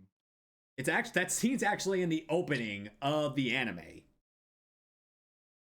Like in the lyrics, gotta catch them all. It's you and me. There's that pause, and then there's Tentacruel Oh, that's right. smashing two Oh, towers together, and then it's the Pokeball zooming in. It's going, I know it's my destiny. Yeah, right before that. oh yeah, I definitely But remember but that moment. but of course we can't ban the intro. But anyway, but yeah, those 3 episodes like started me watching the show, and like I'm just this little autistic kid in Michigan growing up, and I was just so mesmerized by all of this, and I'm like, oh my god, this is the coolest thing ever. Then I got introduced to the cards. I didn't collect them, or I should say, I collected them for a little bit, but didn't know how to play the game. Then I first played the games. First game I ever played was Sapphire, and ever since then, it's just I've been a PokeNerd ever since. I've yeah. Like, it's a shame that I didn't have any friends in school that liked Pokemon because I was just all by my lonesome. So I wish I could have had a few more friends in high school that loved Pokemon, but instead I had to pretend it didn't even exist. So had to hide my nerd factor. Yeah, I understand that. It's because I spent a good early part of my years with like Pokemon. I'm like, well, I guess no one else knows about this but me. I don't know how I came up with that realization instead of like just asking people, but it was one of the things where like I slowly like made my way into it. I think what like really got me like going to like communicating with other people in Pokemon was Pokemon Go. That really like opened up to like how many people who actually knew about Pokemon. Saying, wait, you know about this? And that just where everything just took off. Yeah, yeah. Pokemon Go. It was a. I remember one time I was on my bike playing the game, and then these three northern rednecks in a truck go by me, and I was on my phone riding my bike, and these three rednecks in a truck were like, "Go Red Team!" It Oh was my so. goodness, the Pokemon Go team wars were crazy. I know. It was so cool. I think at the time I think I chose Instinct because Zapdos was my favorite of the three, but honestly I would have if I realized that my color scheme would have fit better, I would have chose Valor. I chose Mystic at first, but then I realized like how much energy the energy that the Team Instinct have. I said, these are my people. I'm going here. I'm trading sides. So as soon as I was able to do that, I've been an Instinct ever since. Okay, cool. All right, so here's one of my favorite parts of the show where it's the emote elaboration. So please post some of your Pokemon themed emotes in the chat and explain why they're there and if possible who made them. So hit us with what you Okay, got. so I gotta scroll down. Actually, no, I can just type. So my Pokemon thing. So majority of my stuff are like fake mon stuff, but I got a couple that I have done, gotten done. These are a bit of a handful. But I think my most iconic one, most definitely, is the Paminum and Plusle, the Encore. Because for those who in my community know, those who don't know, I'm a big coordinator buff, Pokemon coordinator buff. I remember watching Diamond and Pearl, and this team trainer Ursula, she had a Minun and Plusle, Mm-hmm. and it was the little encore. It was the episode was called "Breaking the Encore." I remember it, and where Dawn was under the encore, but it was just the synergy. But I'm also about hyping up other people and wanting people to do their best. Like I'm a huge hype person. If you're on a bad day, I will throw glitter, love, and light your way to like making sure that you're having a good day. So like it was one of those things where it's like, yeah, I love that one. Um, what other ones? The Jigglypuff. I used to sing on stream. I don't do it as often, but every once in a while I sing, and so I do sing from time to time as well, and that's like a big part of my personality. I Pachirisu, I go ahead. I sing. I randomly sing sometimes, but then I have people give me like 30 seconds of Disney by paying channel points. I'll sing any Disney song to my best degree. Most people like to hear me sing "Be Prepared," but last time I did, I sang "Go the Distance." Ooh, fun. But anyway, continue.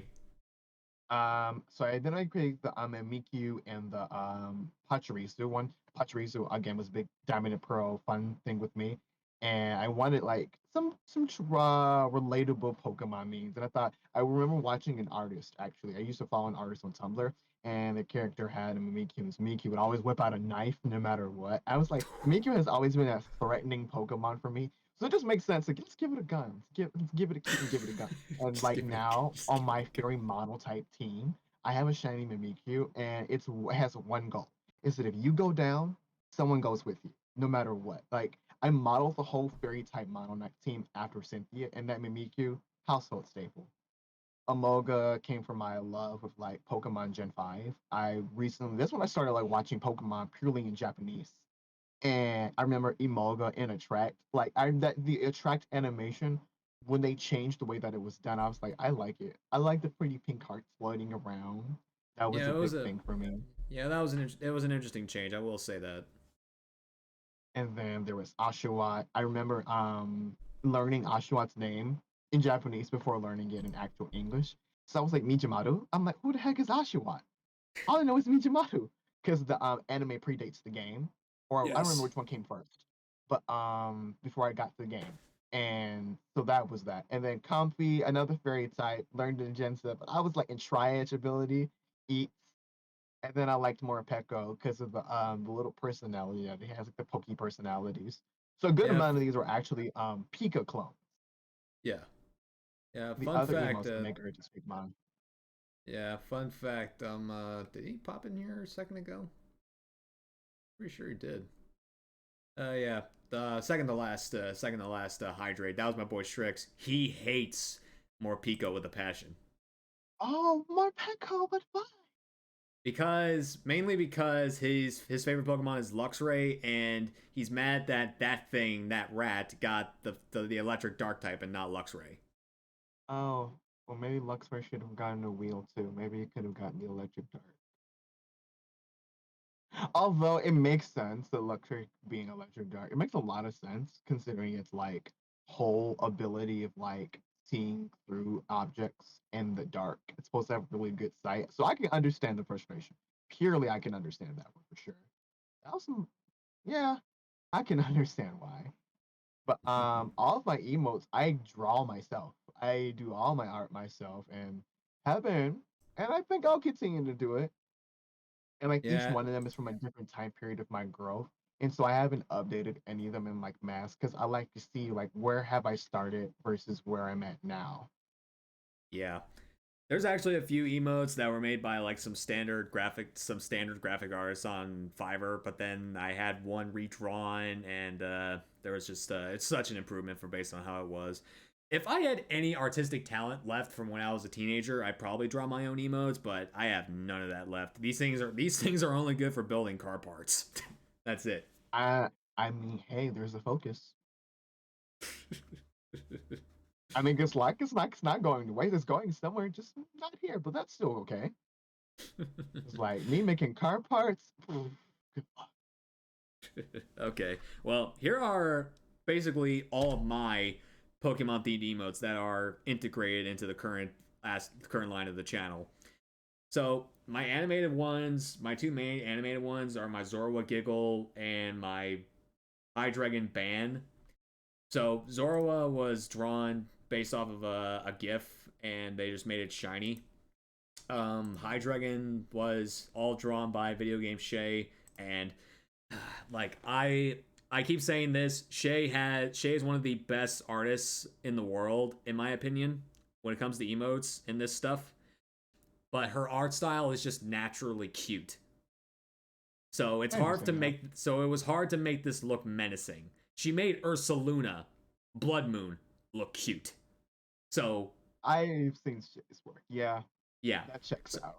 yeah, she's like yeah, she's an amazing artist, but she her best example of a menacing art piece was her Omega Houndoom photo, which is actually at the top of my nerd cabinet. You can't really see it because of the red lighting, but it's up there. But anyway, um, so let's see what else. Most of my emotes are themed off of Obscune, so I got my standard Obscune Demon emote. I got Jammin. I got Shiny Hype. I got Rage. I got my favorite emote she drew, my Ops to Peers emote, which is still unused because it's my tier 3 sub because it's the best emote I have. But I'm absolutely amazing drawing.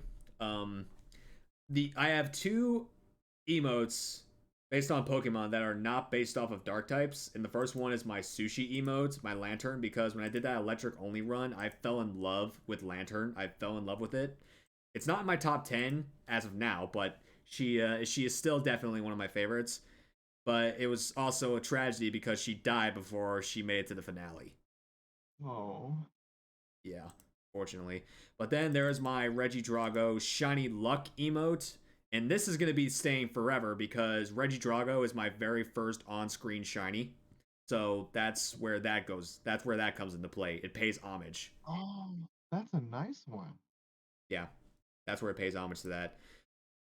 But I got that Umbreon blushing emote. Most of these were made by Sunny and also Video Game Shay. I got my Urshifu Flex. My most used emote is my baby demon biting on a heart. That's my most used emote today. Everyone who has donated 1K bits gets access to that emote, so a good chunk of people have it. They love it. But yeah, let's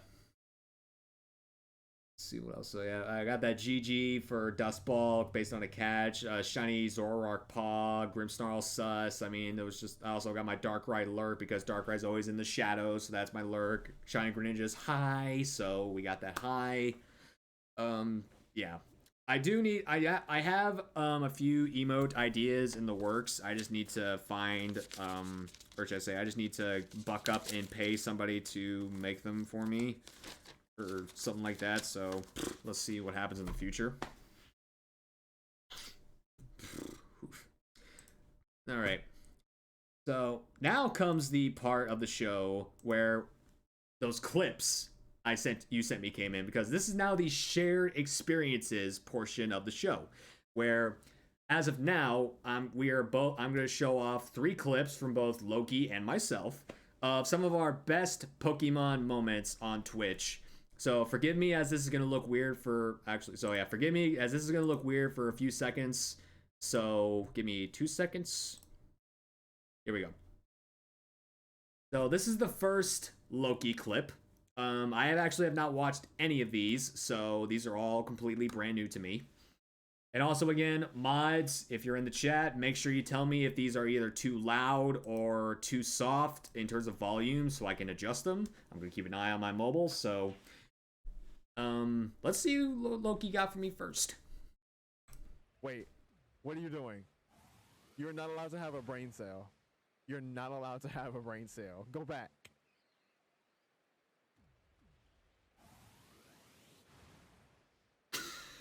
What is it doing? I got scared for a bit. I thought he I got was smart. like just baiting it. I was like, let's Oh, see if it's whoa. smart enough. Oh no!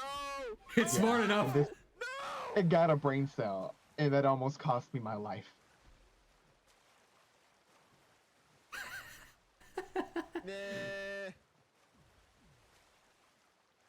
I think I spent a solid like 15 minutes trying to catch this thing. What you gonna do now? No battles, just I'm all in the ball. liquid, and you're on the solid. You can't do anything. I'm in the liquid and you are a solid. I'm sorry, that's too funny.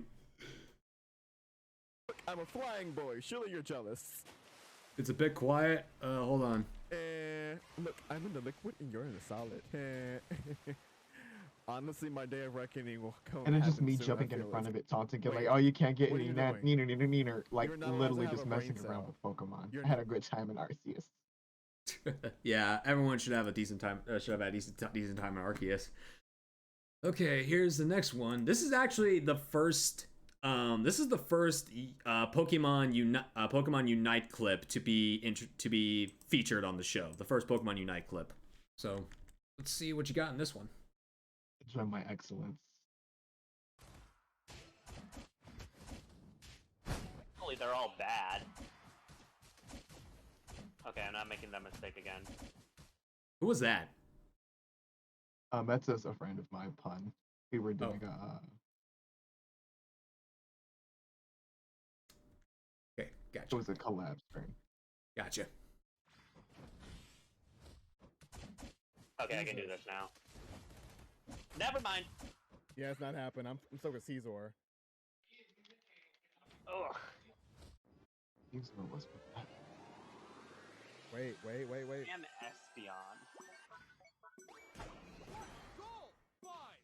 Oh? Huh? Loki? Huh? Loki with the save? Loki with the game-saving We got play? another Snorlax. Huh. Funny that happened twice. Oh, let's find out. Oh my god. Gotta find out. Wig. Hold on to your wigs. 100 point at the Should've end. Let's see adjusted. if that If I gives used my you the adjust button win. to get there, I might have just barely made it.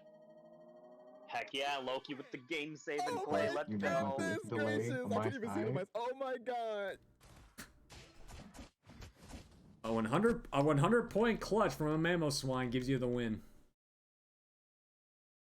It was That's a actually good day. pretty It was a good day. That's actually pretty cool. Okay, so I read the title of this clip. It says, Carmine, I have had enough of your nonsense. But yeah, this is a person.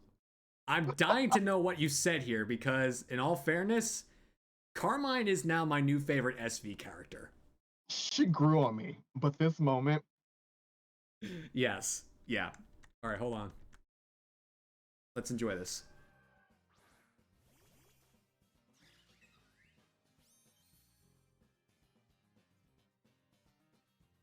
This is one stuck strong. You're awfully lucky I am around.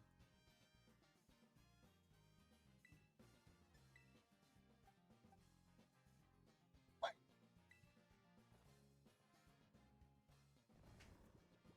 We can save her Pokemon. She had it coming.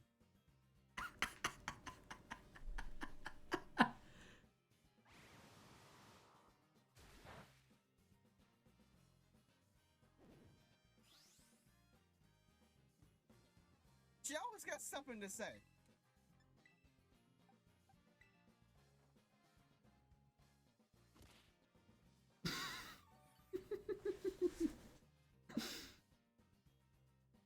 Somebody clip this. This is so petty. Okay, so she had it coming.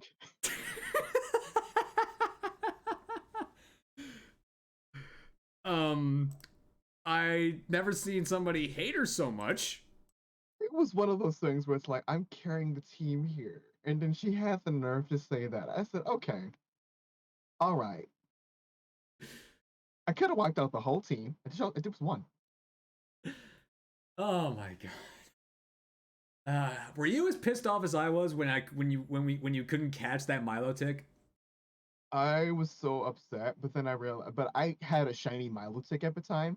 So I was like, oh, okay, I'm not too upset. I would have liked the other colored eyes. Then I found out it was shiny lock as well. I was like, oh, well, that stinks. Well, I didn't care about the shiny about it. I just wanted to catch it for the decks, not have to worry about getting 2 different Feebas. Yeah, I was one of those people. I shiny hunted in Go a Milo tick, and I've had it since 2019. So when they had finally allowed us to bring it in, I said, all right, you're going in. Well, I'm not reverse though, where I spent 4 years on the 1% one. I got one through eggs. I got it last week. 4 years on a Milo tick, the dedication. Couldn't do it. Couldn't be me.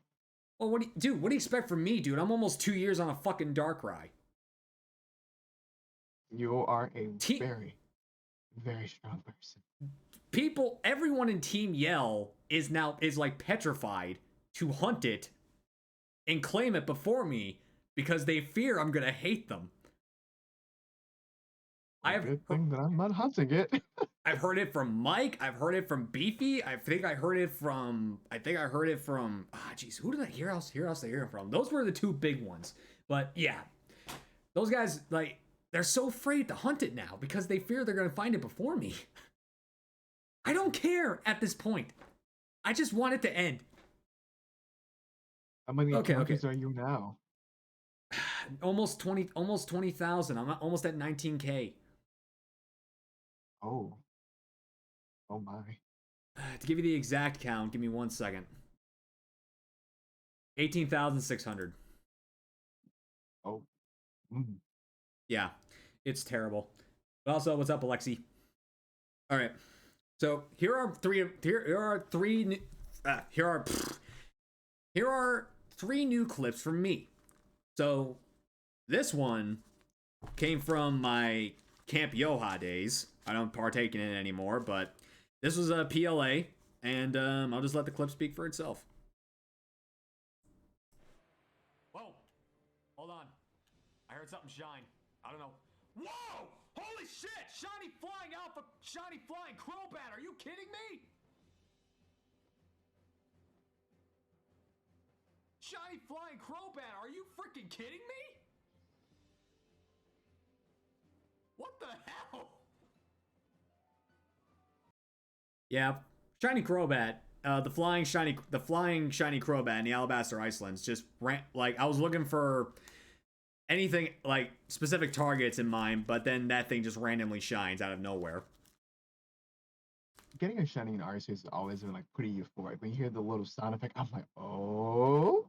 Yeah, the clip doesn't include the sound effect, but I did hear something shine as I was like diving into something. I was like, what the hell shine? What is shining? And then I look in that corner, and then all of a sudden, bam, the freaking the Crobat's shining. I'm like, wow, damn, that was cool. All right, so that was from all right, so all 3 of these clips are from all 3 of these clips are back from my initial like incarnation as the Poké Network, but that was the second oldest version of my layout. This is the oldest version of my shiny hunting layout, my very first shiny hunting layout. But yeah, you can see what I'm going for, and you can guess what this clip is. The growth. Yeah, the growth. Yeah, if you haven't already, go ahead and follow Strix the Lion. Awesome guy. He's probably like the one guy who's rated me the most out of anybody that I know right now. Oh my god! 45! Shiny Tapu Bulu! Beast on baby! Yes! Yes! Why is it whenever Strix is in the stream, I get my shinies? Absolutely stunning too. No offense to the man because he's very busy whenever like his schedules change frequently. Now he's almost never in streams when I find my shinies. No offense, to him because he's a busy man, but still, I'm just saying. But also, as you can see, those are actually different sunglasses compared to what these are right now. Those were completely different sunglasses back then. You've And I leveled up. also Your was sunglasses leveled up too. yeah, and I also didn't like fully grow out my beard by that point, so. All right. This was my last shiny of 2020 was it 2021 or 2022? Yeah, I think this is my last shiny of 2022. Like this was like I think this is my second to last no wait, no. This is my last shiny of 2021 because my background sign is not there yet. So this is my last shiny of 2021. Yeah, I was actually because look at my follower count down there. That was like that was before I hit 1,000 followers. Which, by the way, I am on my road to 2K followers. I'm so freaking close, I can taste it. So if anyone wants to help me out, hit that follow button. It's free and you get access to all my follower emotes. And also go follow Loki if you have not already. So exclamation point, guest in the chat, and go follow Lokemon. But anyway, let's see if we react to this guy for like the umpteenth time. I am painfully reminded of that day. Ooh. Yes! Holy That's God, a good God, that's it's over! It's over! such a nice So one. quick! 39! Fun fact, 39 was the completed DAs because I don't count the ones that we lost for Zygarde. And secondly, this is the DA that forced me into DA retire, or I wouldn't say forced me, it put me in DA retirement. I think this is a good one to close it out on. I know people who are still hunting this thing.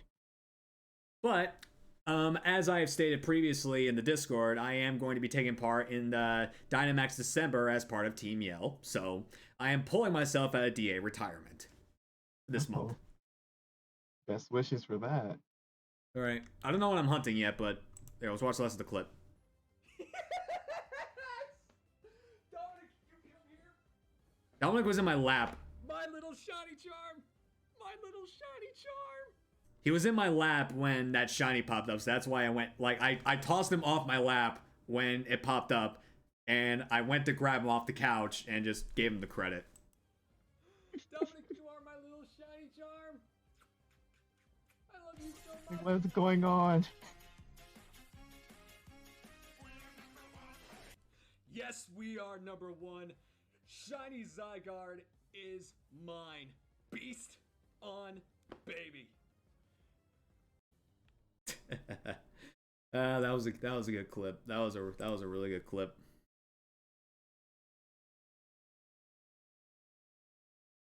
Whew, man, the good old days. It just, again, going back and watching these clips just also again reminds me just how much I've grown over the past few years. It's always nice to look back at that and just see where you are. Because then it's like if you made such a big change in it's a small time. Just imagine how far it'll take you. You keep that growth going. Yeah, it's freaking amazing. Sorry, I'm about to wipe my eyes for a sec. All right, but are there any other are there any like either stream related or non-stream related Pokemon moments that you've had in your life that just stand out to you? Like want to mention? non-stream related. I don't know if it conflicts with a future question, but Like, I mean, it's shared experience. As long as it involves Pokemon, you can share any experience you got. okay. Let's see here.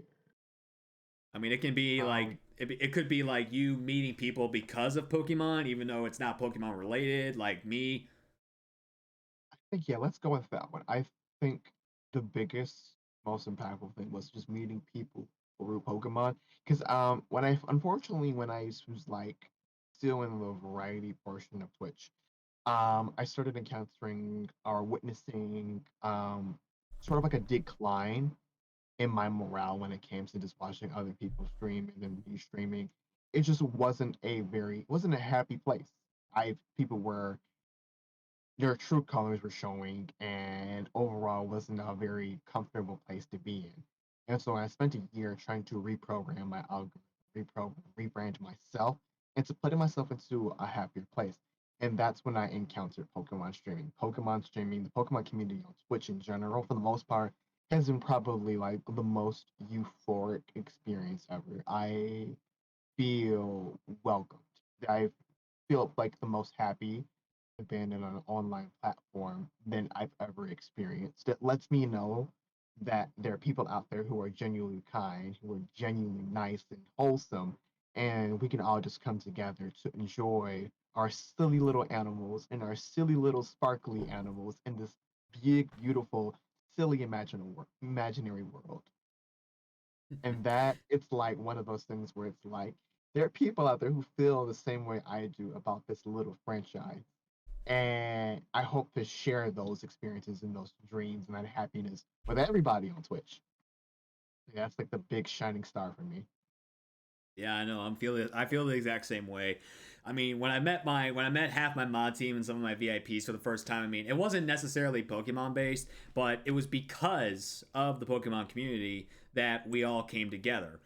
I mean, obviously they all came together because they all wanted to meet each other, but I also came along because they were also my friends too. So it was such an amazing time. It was such an amazing weekend. I mean, to this day, this was like one of my best moments of my professional streaming career because getting to meet all these amazing people for the first time is just absolutely amazing.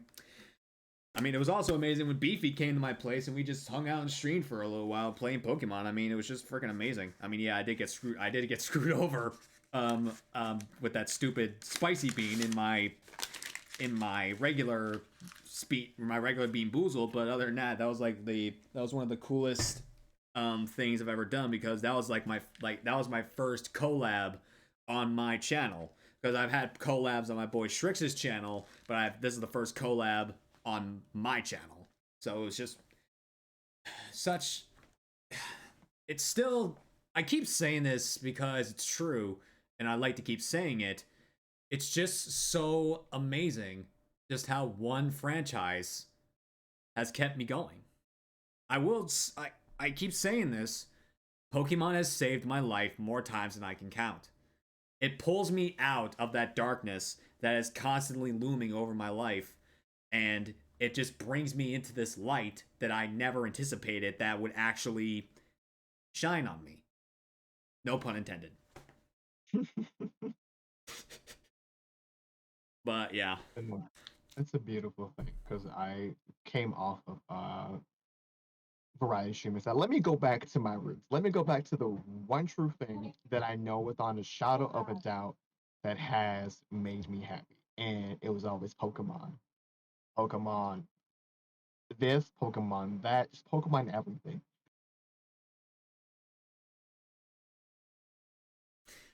Pokemon everything. We're Pokemon for life. PokeNERDS forever. Okay. So, usually at this point, I like to talk about Pokemon related news that's like the most relevant in the Pokemon community, but to be frank, there really isn't much other than the fact that the DLC is less than 2 weeks away. So, at this point, I want to ask you, what are you the most excited for the upcoming Indigo Disc DLC? Indigo Disc DLC. What I'm excited for. I'm really, really, really revving towards this new terraform that was hinted at in like the early trailers for the Indigo Disc. I am super amped because it can lead to a lot of potentials. Like I'm seeing a lot of Pokemon that have like form changes in the previous games. I'm like, are we gonna find a way to incorporate those back into here? Because that would be a big power move for a franchise, for the starting of the franchise. I'm also excited for is I guess you can consider this the first fairy type Elite Four. Kind of crazy that we're getting that before we're getting an electric and a grass um Elite Four and a normal type. Because I think electric, grass, fairy, and normal type, the only types that don't have an Elite Four member. And so with the new BB League, the new fairy type Elite Four, not quite sure if it's official or not, but I guess it kind of is. So I'm excited for that. Um, I'm really looking forward towards another thing I'm looking forward to is like a bit more explorations and like character diversity and whatnot. Cause I know that if we're like hinting towards Gen 5, Gen 5 was that big groundbreaking thing for characters, especially in the Pokemon franchise. That was like mentioned in like the early like writings for is that we need to make this like one of the most diverse that we've ever been. So they started introducing characters of different body types, skin colors, things like that, and diversity. So you can feel like this is more than just an isolated space. This is a world where everyone comes together. So I'm hoping to see a bit more of that. Like we like this whole Scarlet and Violet was fantastic and like character diversity. I remember reading the teachers. I was like, it was a missed time. I loved her. I was like, oh my god, I relate to her. Like that's my grandma. And so like I claimed her as like my grandma. But I'm just seeing these characters, and I'm just wanting to see where we push the design for characters. I want to see Pokemon break horizons. Hydrate. This will be the last one for the stream, probably. So, I'm not as really excited about that Terra typing as others are. I'm more excited for Edgelord Kieran than pretty much anything else. Ooh. I'm dying just to see how edgelordy this kid has become. I'm dying to see it. I'm dying. I want it. I want it right now. But again, I'm also excited to shiny hunt the new Pokemon that are being introduced into the terrarium that's being introduced. I'm definitely once we know how to, I am gonna start shiny hunting the starters because I put my starter quest on hold because I didn't know how we're going to shiny hunt the starters in the Indigo disc. So I'm going to start doing that. I also just want to see, aside from the Duraludon, also yeah. Oh wait, no, never mind. I'm excited to see what the terraforms for Terrakion and Entei look like, and also what their names are. Ooh. I know Entei. I'm guessing Triceratops. It has to be a Triceratops. Yeah, everyone is saying Triceratops. Everyone's saying Triceratops. It has to be. If it ain't, we're all going to be disappointed. I mean, Suicune was a Velociraptor. Why they decided to make Raikou a Brachiosaurus is beyond me.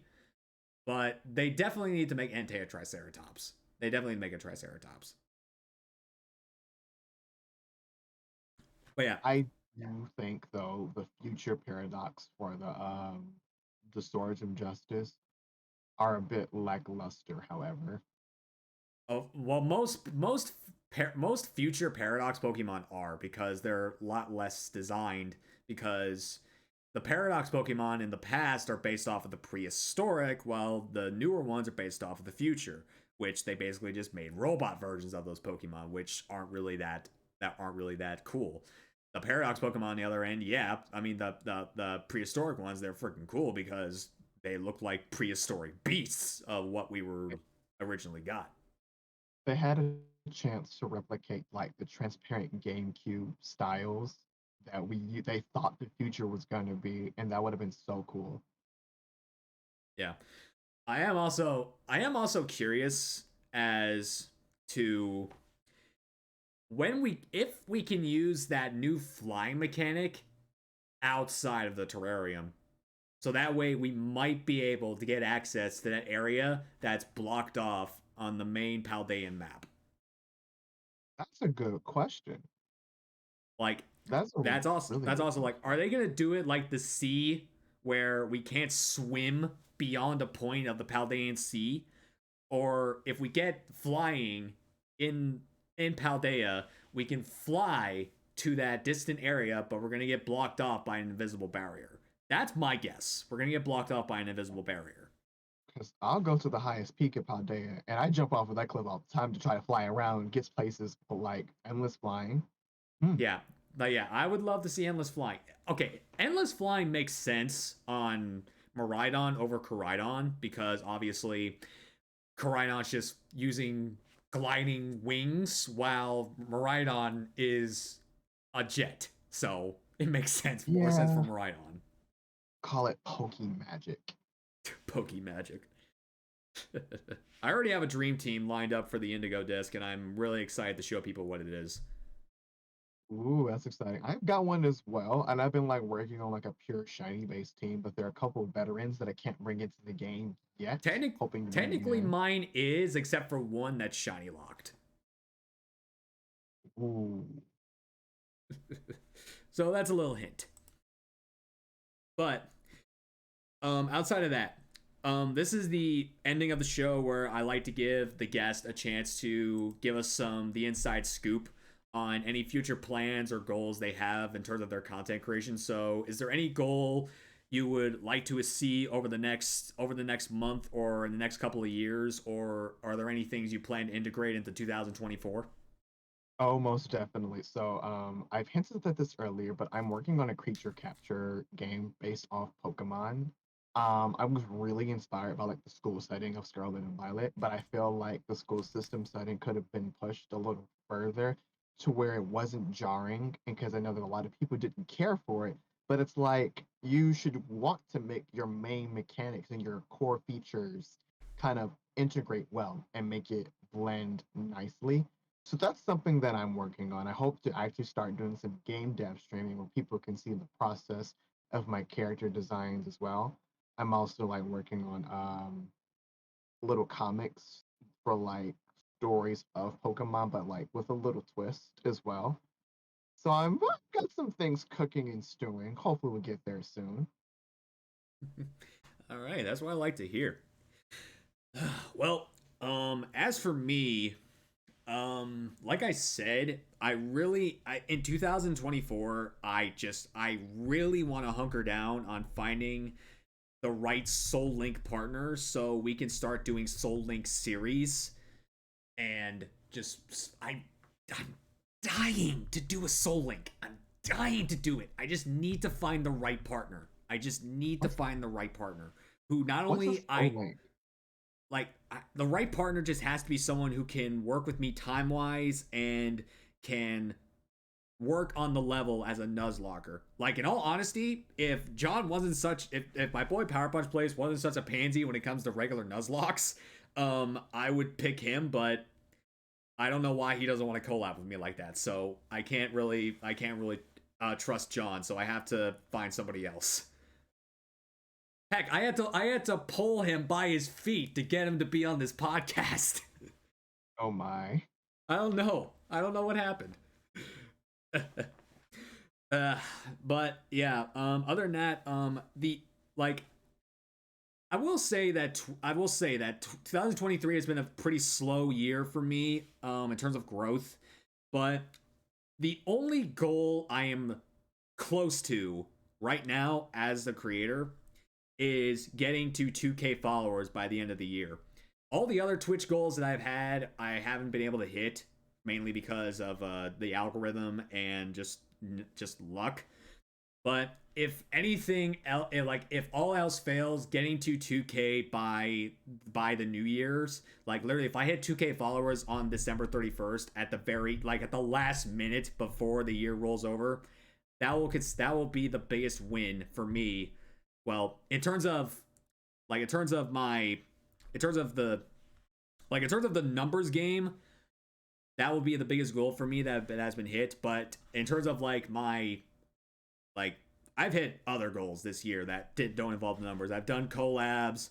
I have been able to get this podcast off the ground. I mean, as soon as the last episode airs next week, I will have done 2 full seasons of this podcast. 20 creators, 20 different people. I am so stoked for the last podcast of season 2. Congrats. This was all just a fever dream that I almost was too afraid to pull the trigger on, but I finally bucked up and I did. So that's all Taking the there is. leap is monumental.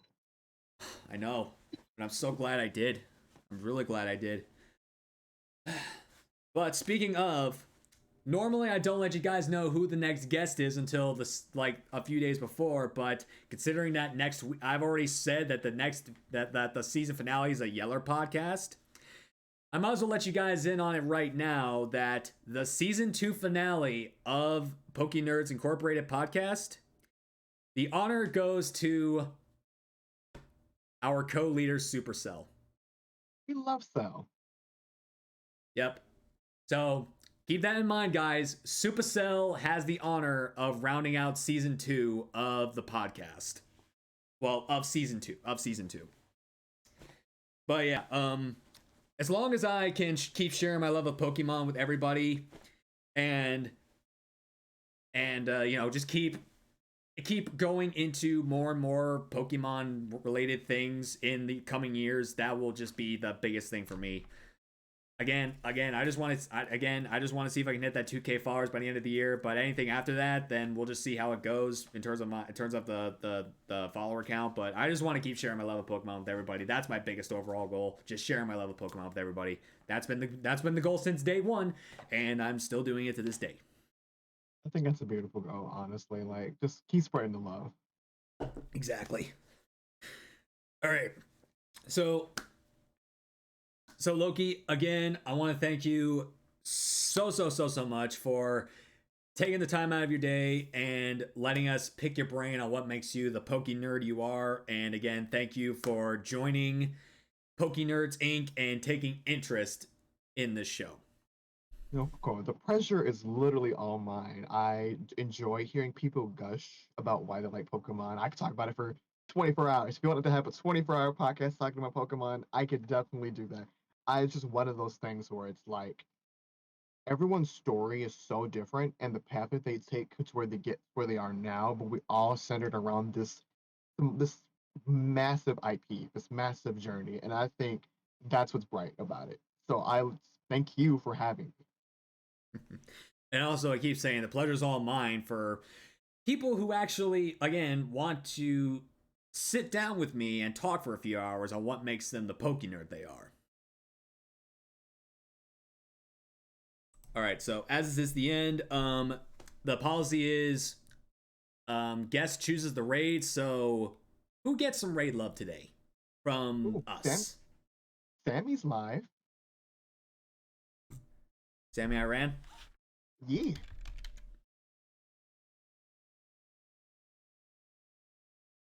Okay, we'll go. All right, let me get this up. We'll go. We'll get ready to go raid Sammy.